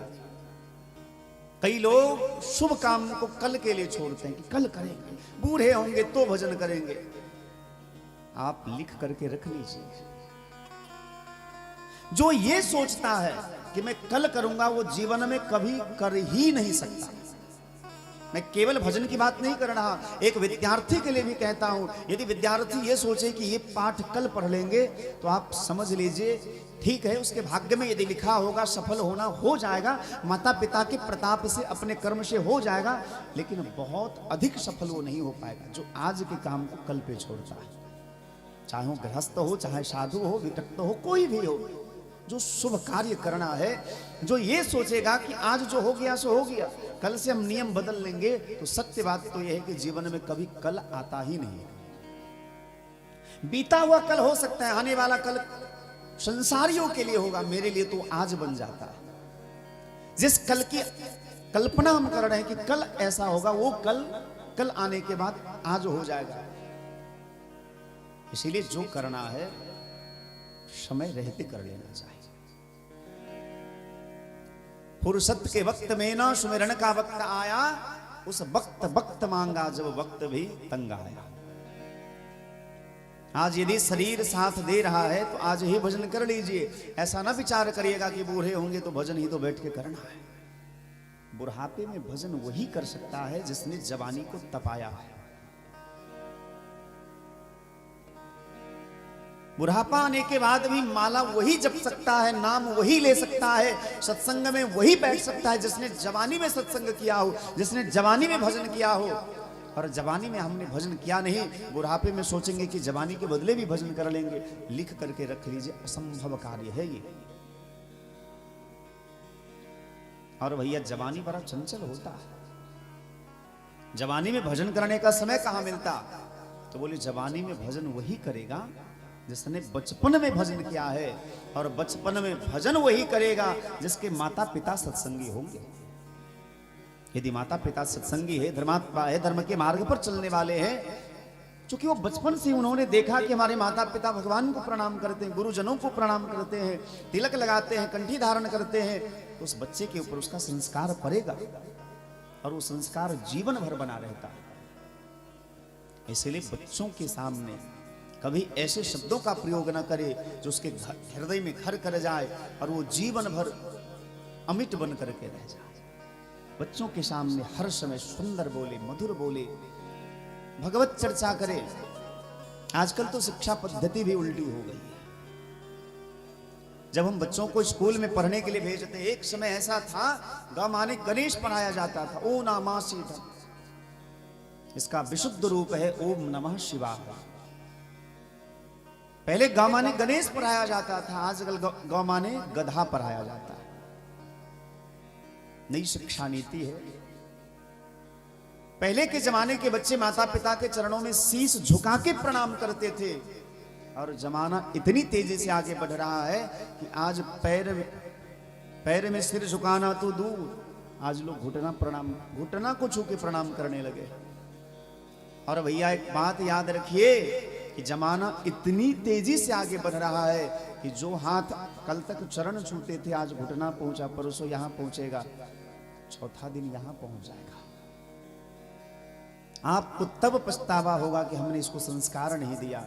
जमाना बहुत तेजी से आगे बढ़ रहा है, तो हमारे बच्चों का हाथ हमारे चरणों को ही छुए, इसके लिए आपको ये बताना होगा कि गुरुजनों को प्रणाम कैसे किया जाता है, माता पिता को प्रणाम कैसे किया जाता है। एक कहावत है, कौवा से तेज कौवा का बच्चा होता है। आजकल माता पिता जब बच्चे को पढ़ने के लिए भेजते हैं, गाड़ी में बिठाते हैं, तो टाटा करते हैं, हाथ हिला, मतलब मानो संकेत ये कर रहे हैं कि बेटा इस संसार में कोई किसी का नहीं, मैं तुम्हारी नहीं हूं। तो कौवा से तेज कौवा का बच्चा वो दोनों हाथ हिला के कहता है, हमसे भी कोई उम्मीद मत रखना, क्योंकि तुम जो शिक्षा प्राप्त करने के लिए हमको भेज रही हो, वहां यही तो बताया जाता है। जब हम रामकृष्ण के बारे में जानेंगे, अपने संस्कार के बारे में जानेंगे, अपने धर्म के बारे में जानेंगे, तभी तो आने वाली पीढ़ियां सुरक्षित रहेंगी। आजकल चकाचौंध के जीवन में हम अपने संस्कार, अपने मर्यादा को भूलते जा रहे हैं, अपने खान पान सबको भूलते जा रहे हैं। कहीं न कहीं समाज के प्रत्येक माता पिता, गुरुजनों के ये दायित्व है, शिक्षकों का ये दायित्व है, माता पिता का ये दायित्व है, श्रेष्ठ जनों का ये दायित्व है कि अपने बाल बच्चों को सुसभ्य बनाने के लिए अपने धर्म से जोड़ करके उसको रखें।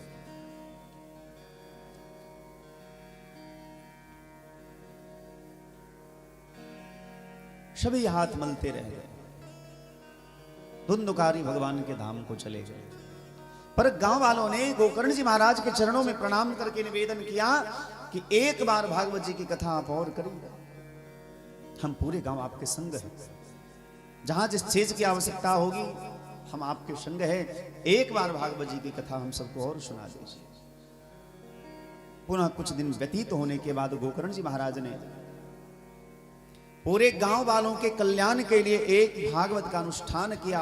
और अब की बार सभी श्रोता बड़े सतर्क होकर के बैठे हैं, बड़े मन से कथा श्रवण कर रहे हैं, श्रद्धा पूर्वक कथा सुनते हैं।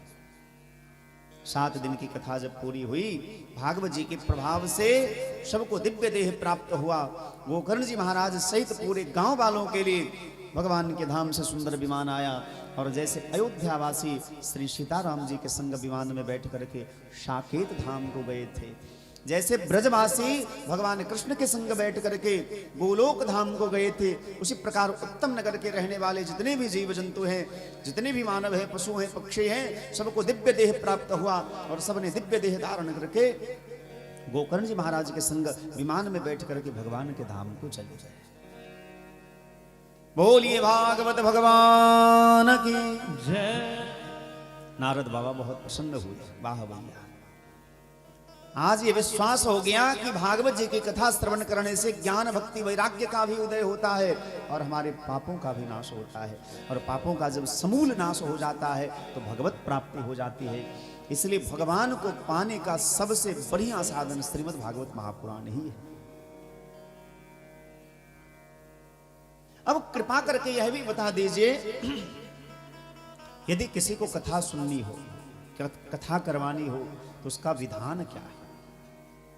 श्रोता का लक्षण क्या है? वक्ता का लक्षण क्या है? पहले श्रोता और वक्ता दोनों वैष्णव होना चाहिए। विरक्तो वैष्णवो विप्रः। भागवत जी की कथा कहने वाले कैसे हो? बोले विरक्त होना चाहिए। विरक्तो वैष्णवो विप्रः वेद शास्त्र विशुद्धिकृत। भागवत के व्यासपीठ पर जो बैठे हो वो विरक्त होने चाहिए, वैष्णव होना चाहिए और ब्राह्मण होना चाहिए। विरक्तो वैष्णवो विप्रः वेद शास्त्र विशुद्धिकृत। और वेद शास्त्र के मर्मज्ञ होने चाहिए। आजकल तो कलयुग इतना हावी हो गया है,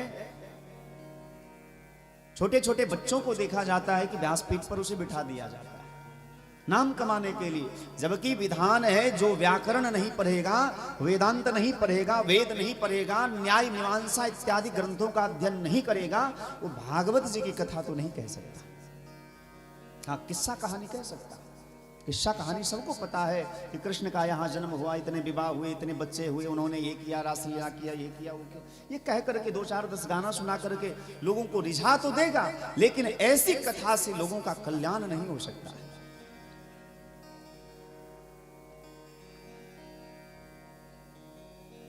विरक्तो वैष्णवो विप्रः वेद शास्त्र विशुद्धिकृत।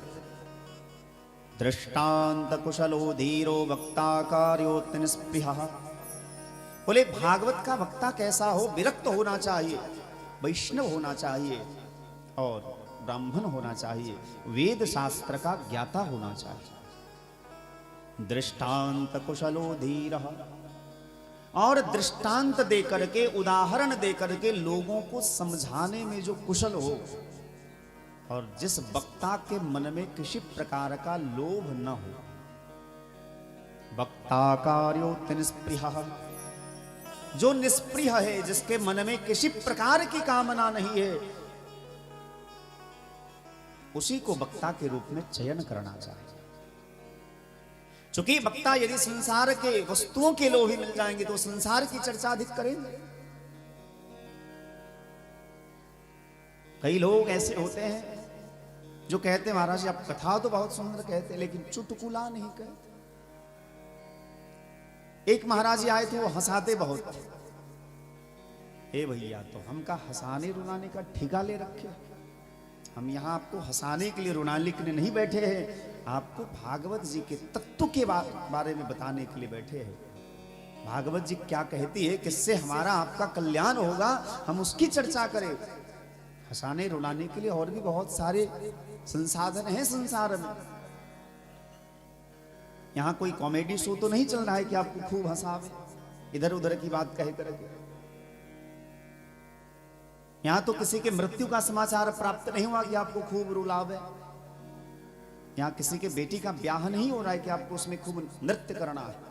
हाँ, भगवान के विवाह का उत्सव आए, भगवान के जन्म का उत्सव आए, भगवान से संबंधित यदि कोई उत्सव मनाया जाए उसमें खूब नृत्य करना चाहिए, खूब ताली बजानी चाहिए, खूब जयकारा लगानी चाहिए, खूब उत्सव मनाना चाहिए। बोले वक्ता भी वैष्णव होना चाहिए और श्रोता भी वैष्णव होना चाहिए। विष्णु दीक्षा विहीना नाम नाधिकार कथा श्रवे। जो वैष्णव नहीं है उसे कथा सुनने का कोई अधिकार नहीं।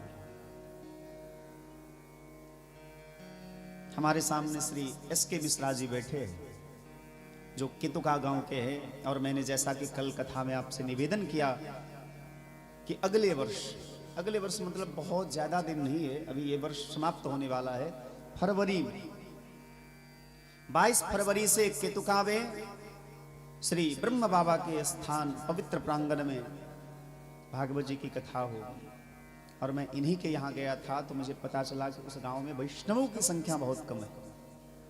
और भैया आपको बुरा लगे चाहे अच्छा लगे, जिस काम के लिए आपने हमको बुलाया है वो तो हम कहेंगे ही कहेंगे। आपको बहुत ज्यादा बुरा लगेगा तो अगली बार आप नहीं बुलाइएगा, यही होगा, फिर कहीं और कथा कहेंगे। अब हम ये विचार करें कि भैया इस गांव कुछ ऐसा बोलेंगे, कहीं गांव वालों को बुरा लग गया तो फिर दूसरी बार हमारी कथा ना करवाएं। ना कराओ भैया, मत कराओ। हम आपको अच्छा लगे ऐसा कहें, ये हमारा धर्म नहीं है। हम वही कहें जो शास्त्र कहता है।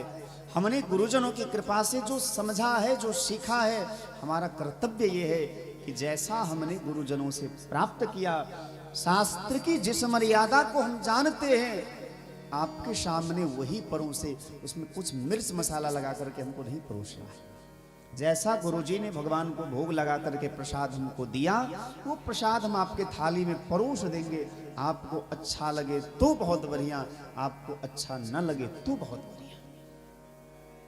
स्वीकार करना न करना ये आपके मन के ऊपर है, लेकिन कहना न कहना ये हमारा कर्तव्य है। लेकिन वैष्णवता के ऊपर यदि विचार करे, चर्चा करे, तो वैष्णव का बड़ा बहुत विस्तार रूप है, बहुत बड़ी परिभाषाएं हैं। आज समयाभाव के कारण नहीं करेंगे, और आप लोगों के सामने क्या चर्चा करना, आप लोग तो वैष्णव है ही, संतों का सानिध्य प्राप्त है ही, भगवत कथा सुनते ही हैं। लेकिन प्रसंगवशात हम चर्चा अवश्य करेंगे कि वैष्णव किसको कहा जाता है। क्या हमने गले में तुलसी की माला धारण कर ली, तिलक लगा लिया तो वैष्णव हो गए? हाँ, स्वरूप से वैष्णव जरूर हो गए, लेकिन स्वभाव से वैष्णव वही है जिसके मन में दया है, करुणा है, जो दूसरों के दुख को देख करके दुखी होता है, वास्तव में वही वैष्णव है। और प्रत्येक श्रोता को, प्रत्येक वक्ता को ऐसा वैष्णव होना चाहिए। केवल स्वरूप का नहीं, स्वरूप और स्वभाव दोनों रूप से हम वैष्णव हो तो ही हमारा कल्याण होगा। विष्णु दीक्षा विहीनानां नाधिकारः कथा श्रवे। बोले यदि मन में किसी प्रकार की कामना है, इच्छा है, तो किसी योग्य ब्राह्मण के पास जाकर के, किसी विरक्त साधु महात्मा के पास जाकर के उनके चरणों को प्रणाम करके निवेदन करें कि आप हमारे यहाँ आकर के भागवत की कथा सुना करके हमारा उद्धार करें।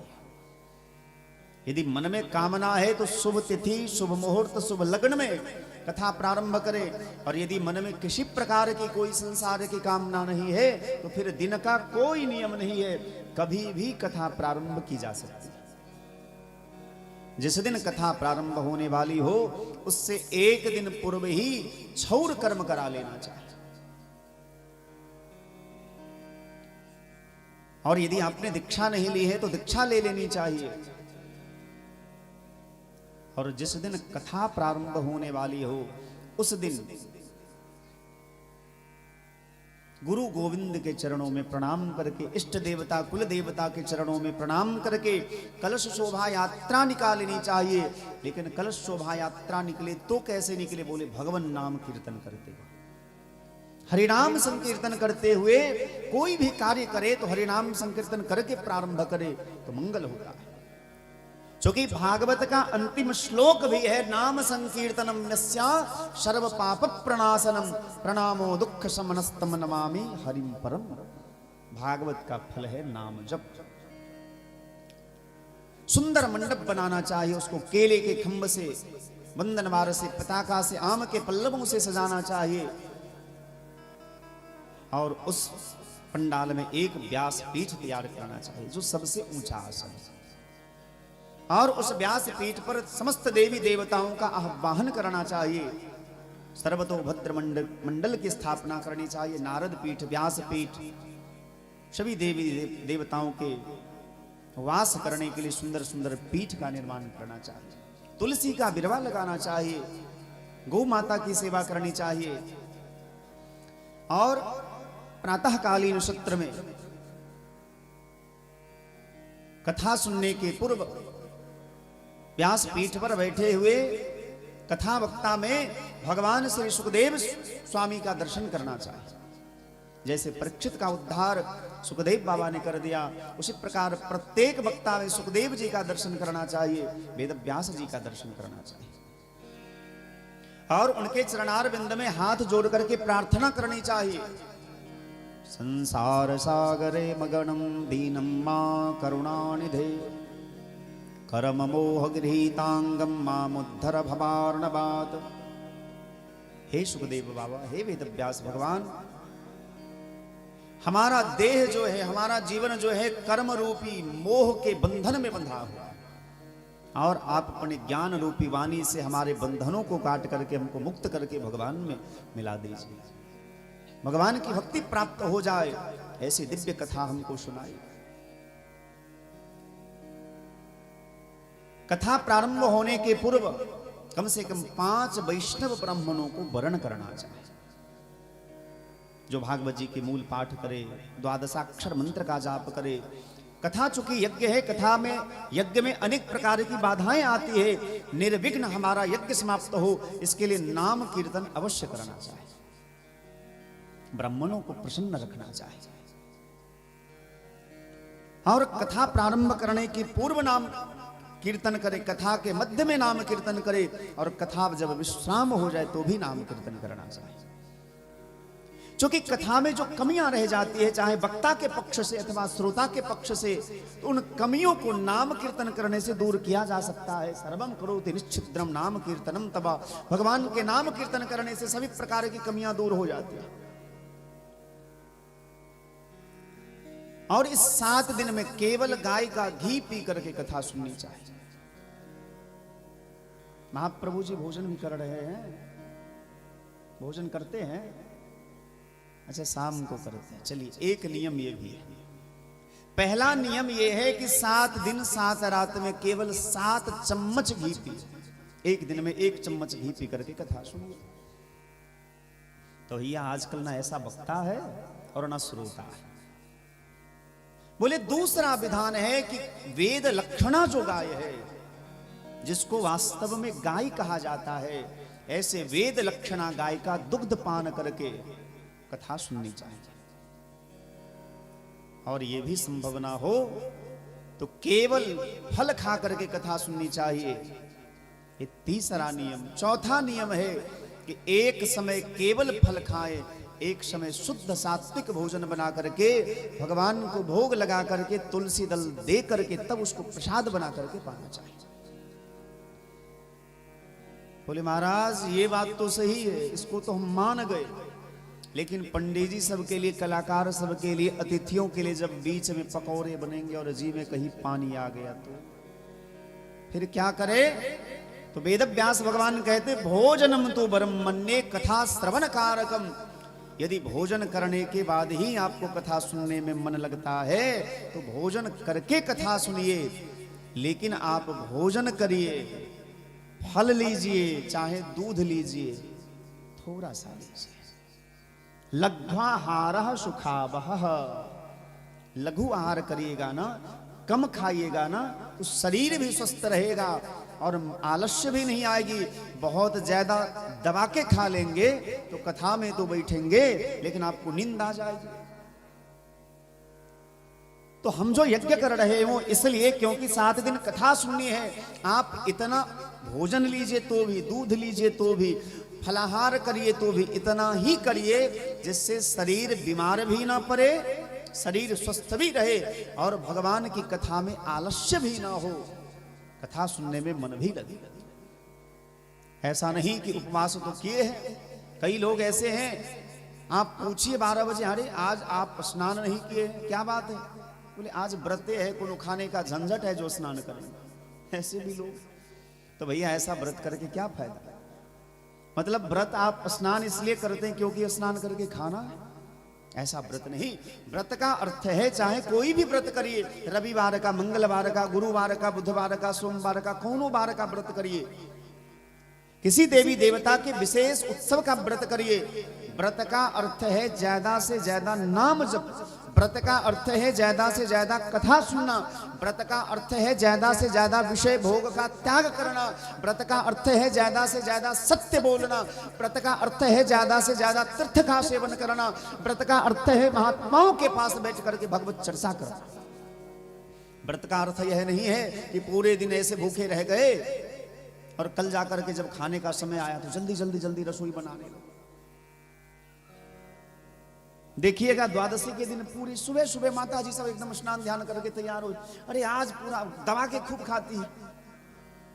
जबकि नियम है एकादशी व्रत करने वाले दसवीं तिथि को भी एक समय ही भोजन करें।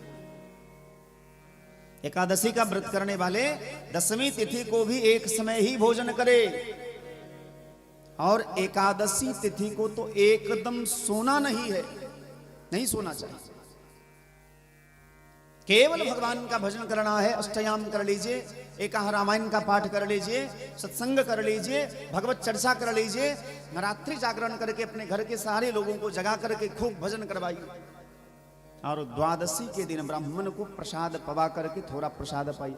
द्वादशी के दिन भी एक समय भोजन करिए, 2 समय नहीं करिए। अब ऐसा व्रत करेंगे तब तो भैया एक महीने में हमारा शरीर पूरा, आप लोग भी ऐसा व्रत करने लगेगा तो मेरे जैसा शरीर हो जाएगा। और भैया हमारे अंदर सब कुछ ठीक है, लोग कहते हैं आप दुबले पतले बहुत हैं, और हम चाहते कि हम ऐसे ही रहे। बहुत सारे लोग ऐसे होते हैं, खूब दबा के पाते हैं और खूब दबा के सोते हैं, तो उनका देह फूल जाता है। दबा के खाइएगा, दबा के सोइएगा तो देह फूल जाएगा, और देह फूल जाएगा तो आप फिर अनेक बीमारियों का घर बन जाएगा देह। अब देखिए बाबा जी एकदम मतलब ऐसे दौड़ते हैं यहाँ से, हमको अपने दादाजी की याद आ जाती है।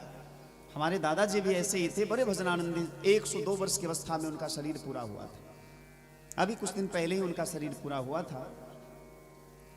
अस्तु हम निवेदन कर रहे थे कि 7 दिन तक ऐसे ही असत्य भाषण नहीं करना है, अपवित्र लोगों के संग नहीं बैठना चाहिए, शुद्ध बोलना चाहिए, सत्य बोलना चाहिए, मधुर बोलना चाहिए,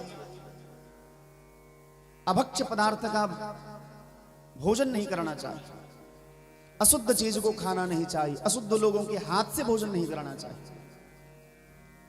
और इस 7 दिन की कथा में जितने भी उत्सव आए, जैसे भगवान का जन्मोत्सव हो गया, विवाह उत्सव हो गया, 56 प्रकार के भोग का उत्सव हो गया, गिरिराज महाराज के पूजन का उत्सव हो गया, जितने भी उत्सव आए उसको बड़े धूमधाम से, यदि भगवान ने सामर्थ्य दिया है, अपने सामर्थ्य के अनुसार खूब धूमधाम से उत्सव मनाना चाहिए।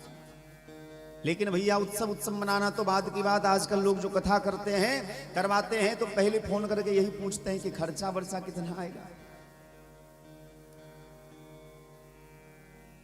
प्रायः लोग यही पूछते हैं कि खर्चा कितना आएगा।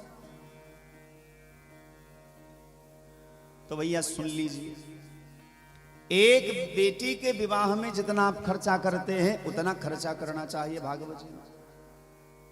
और ये बात भी हम नहीं कह रहे हैं, बोले विवाहे यादृशम वित्तम तादृशम परिकल्पये।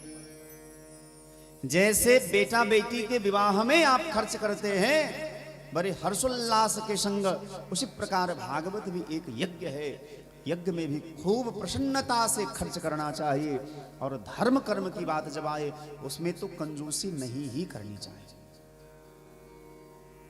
खूब उत्साह पूर्वक उत्सव मनाना चाहिए।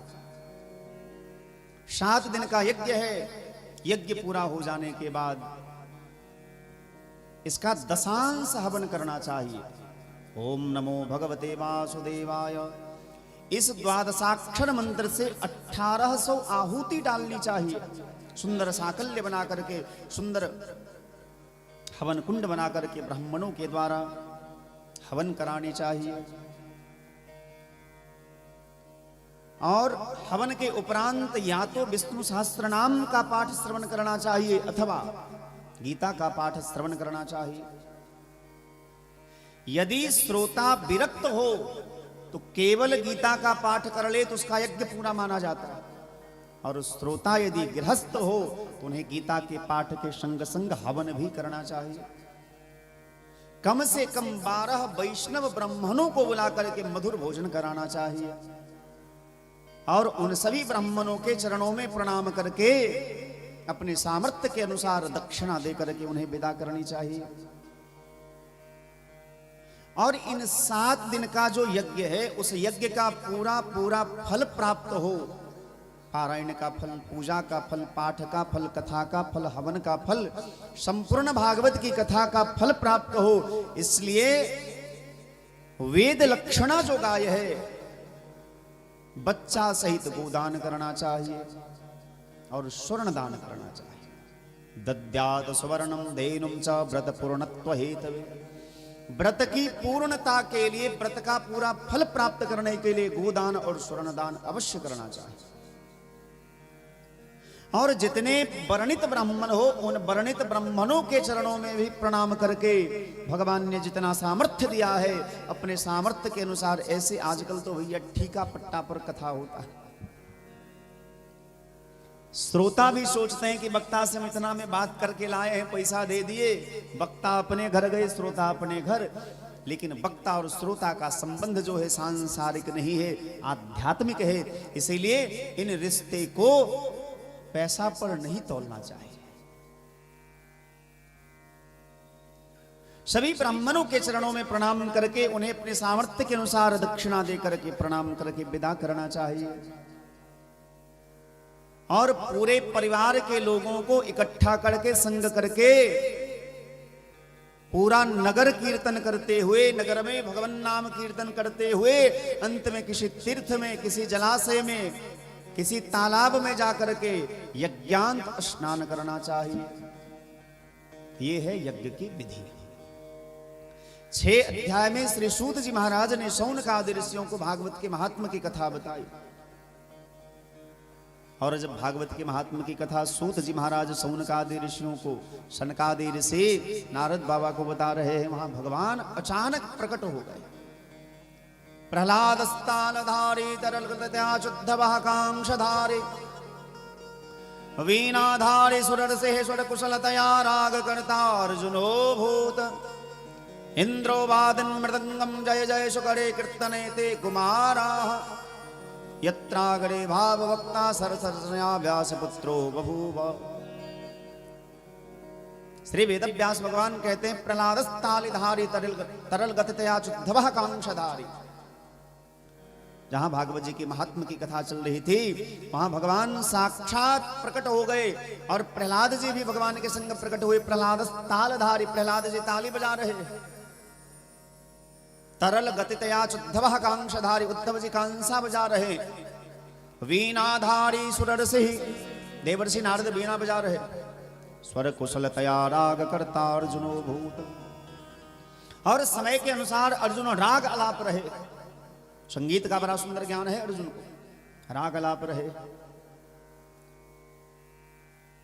इंद्रो वादन मृदंगम जय जय सुकरे कीर्तने ते कुमाराः। और इंद्र जो है देवराज इंद्र मृदंग बजा रहे हैं।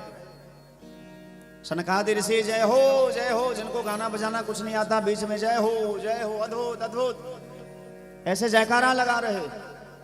यत्रागरे भाववक्ता सरसरसनया व्यासपुत्रो बभूवा। व्यासपुत्र श्री सुखदेव स्वामी भागवत जी के सुंदर सुंदर श्लोकों का गायन कर रहे हैं और वहां बहुत दिव्य आनंद आया। आइए हम आप भी नाम कीर्तन के संग वाणी को विश्राम देंगे। सभी लोग बड़े प्रेम भाव से भगवान के सुंदर सुंदर नामों का गायन करें। हरे कृष्ण कृष्ण कृष्ण हरे हरे, हरे राम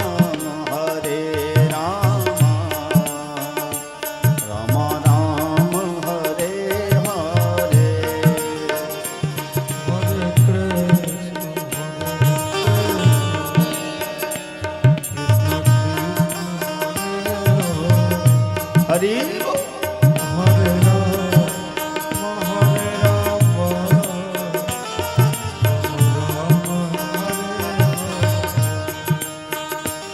हरे राम हरे कृष्ण कृष्ण कृष्ण हरे हरे हरे राम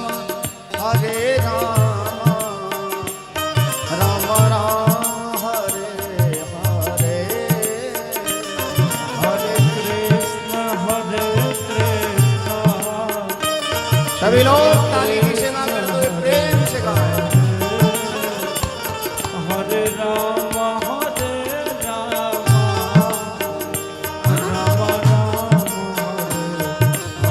जय हो।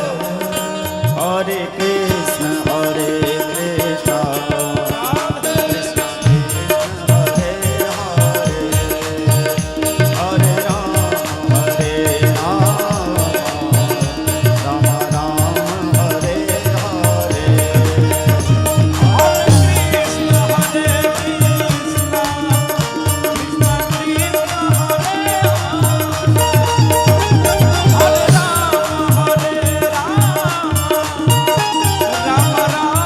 हरे हरे हरे कृष्ण कृष्ण कृष्ण हरे हरे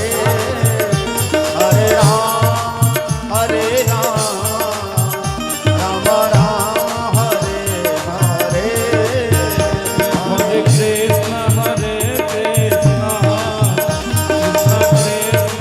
हरे कृष्ण कृष्ण हरे राम हरि बोल। हरे कृष्ण कृष्ण कृष्ण हरे हरे हरे राम राम राम हरे हरे हरे कृष्ण कृष्ण कृष्ण हरे हरे हरे राम राम राम हरे हरे हरे कृष्ण कृष्ण कृष्ण हरे हरे राम हरि बोल। राम हरे हरे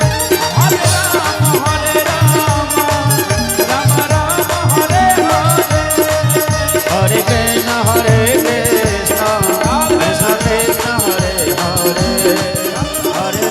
हरे राम राम राम हरे हरे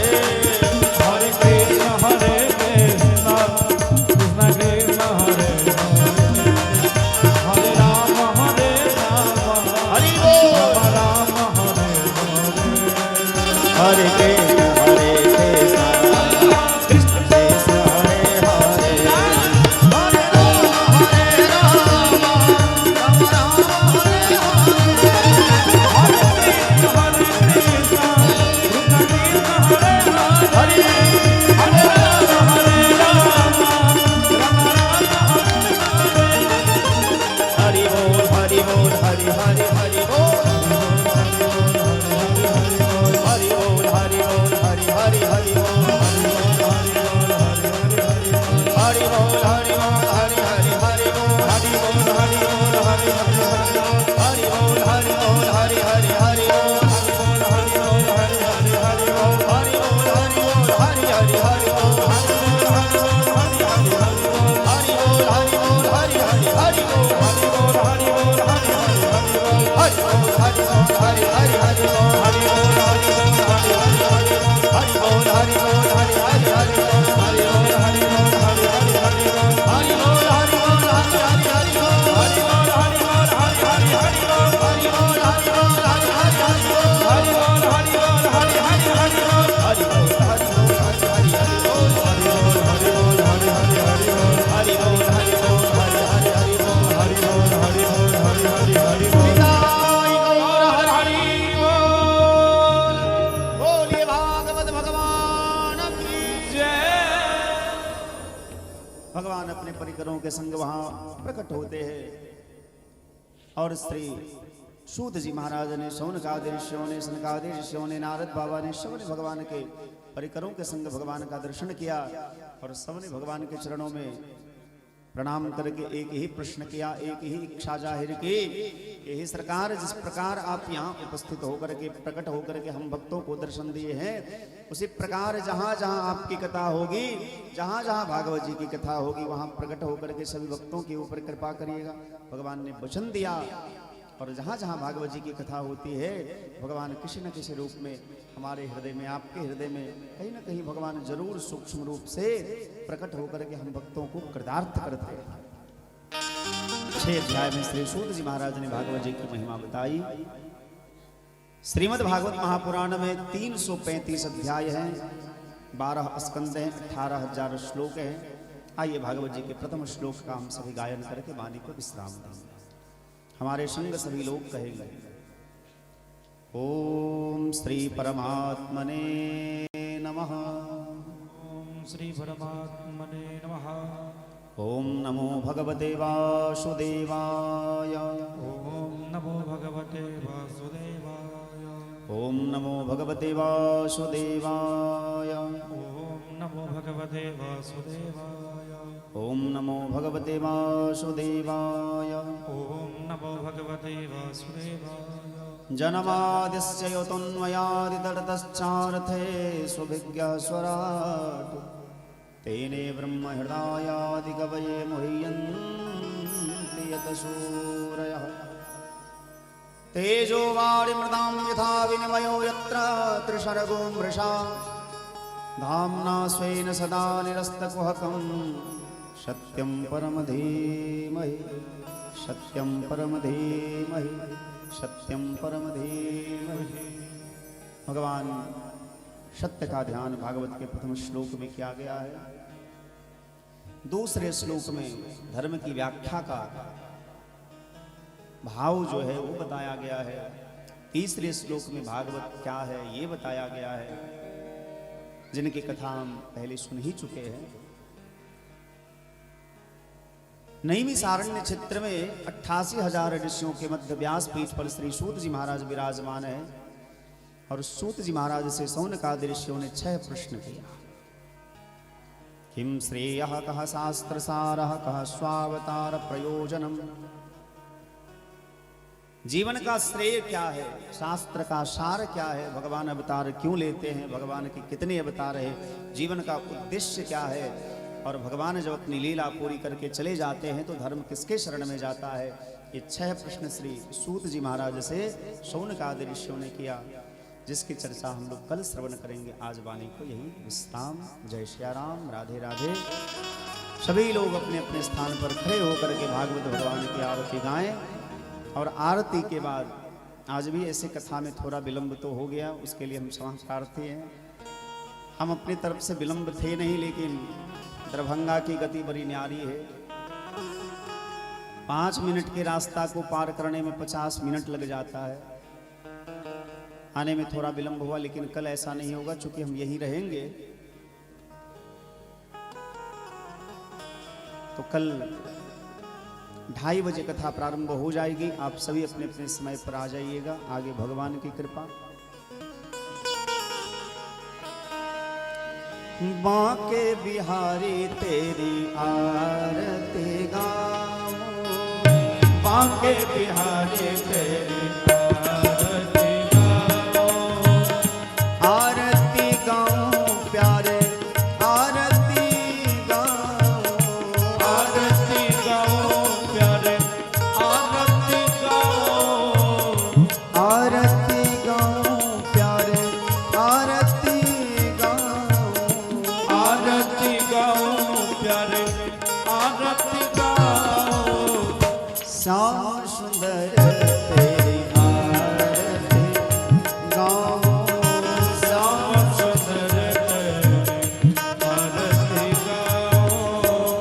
चरणों से निकली गंगा प्यारी, चरणों से निकले गंगा प्यारे, चरणों से निकली गंगा प्यारी, चरणों से निकले गंगा प्यारे। जिसने सारी दुनिया को तारी, जिसने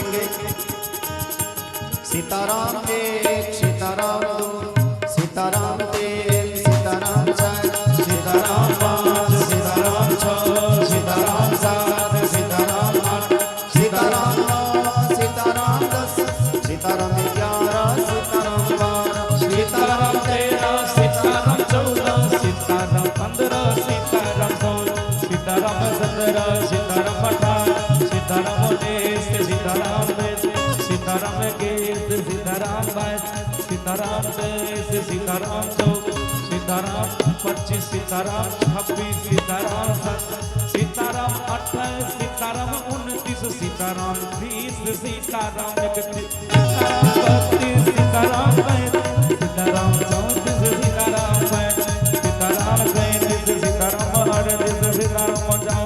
सीताराम 39 सीताराम 40 सीताराम 41 सीताराम 42 सीताराम 43 सीताराम 54 सीताराम 45 सीताराम 46 सीताराम 47 सीताराम 48 सीताराम 49 सीताराम 50 सीताराम 51 सीताराम 52 सीताराम 53 सीताराम 54 सीताराम 55 सीताराम 56 सीताराम 57 सीताराम 58 सीताराम 59 सीताराम 60 सीताराम 61 सीताराम 62 सीताराम सीताराम 64 सीताराम 65 सीताराम 66 सीताराम 67 सीताराम 68 सीताराम 69 सीताराम 70 सीताराम 73 सीताराम 74 सीताराम 75 सीताराम 76 सीताराम 77 सीताराम 78 सीताराम 79 सीताराम 80 सीताराम 81 सीताराम 82 सीताराम 83 सीताराम 84 सीताराम 85 सीताराम 86 सीताराम 87 सीताराम 88 सीताराम 89 सीताराम सीताराम 91 सीताराम 92 सीताराम 93 सीताराम 94 सीताराम 95 सीताराम 96 सीताराम 97 सीताराम 98 सीताराम 99 सीताराम 100 सीताराम 101 सीताराम 102 सीताराम 103 सीताराम 104 सीताराम 105 सीताराम 107 सीताराम बोलिए श्री सीताराम भगवान की श्री वृंदावन बिहारी लाल की श्रीमद्भागवत महापुराण की श्री जगत जननी जगदम्बा की श्री गौरी शंकर भगवान की श्री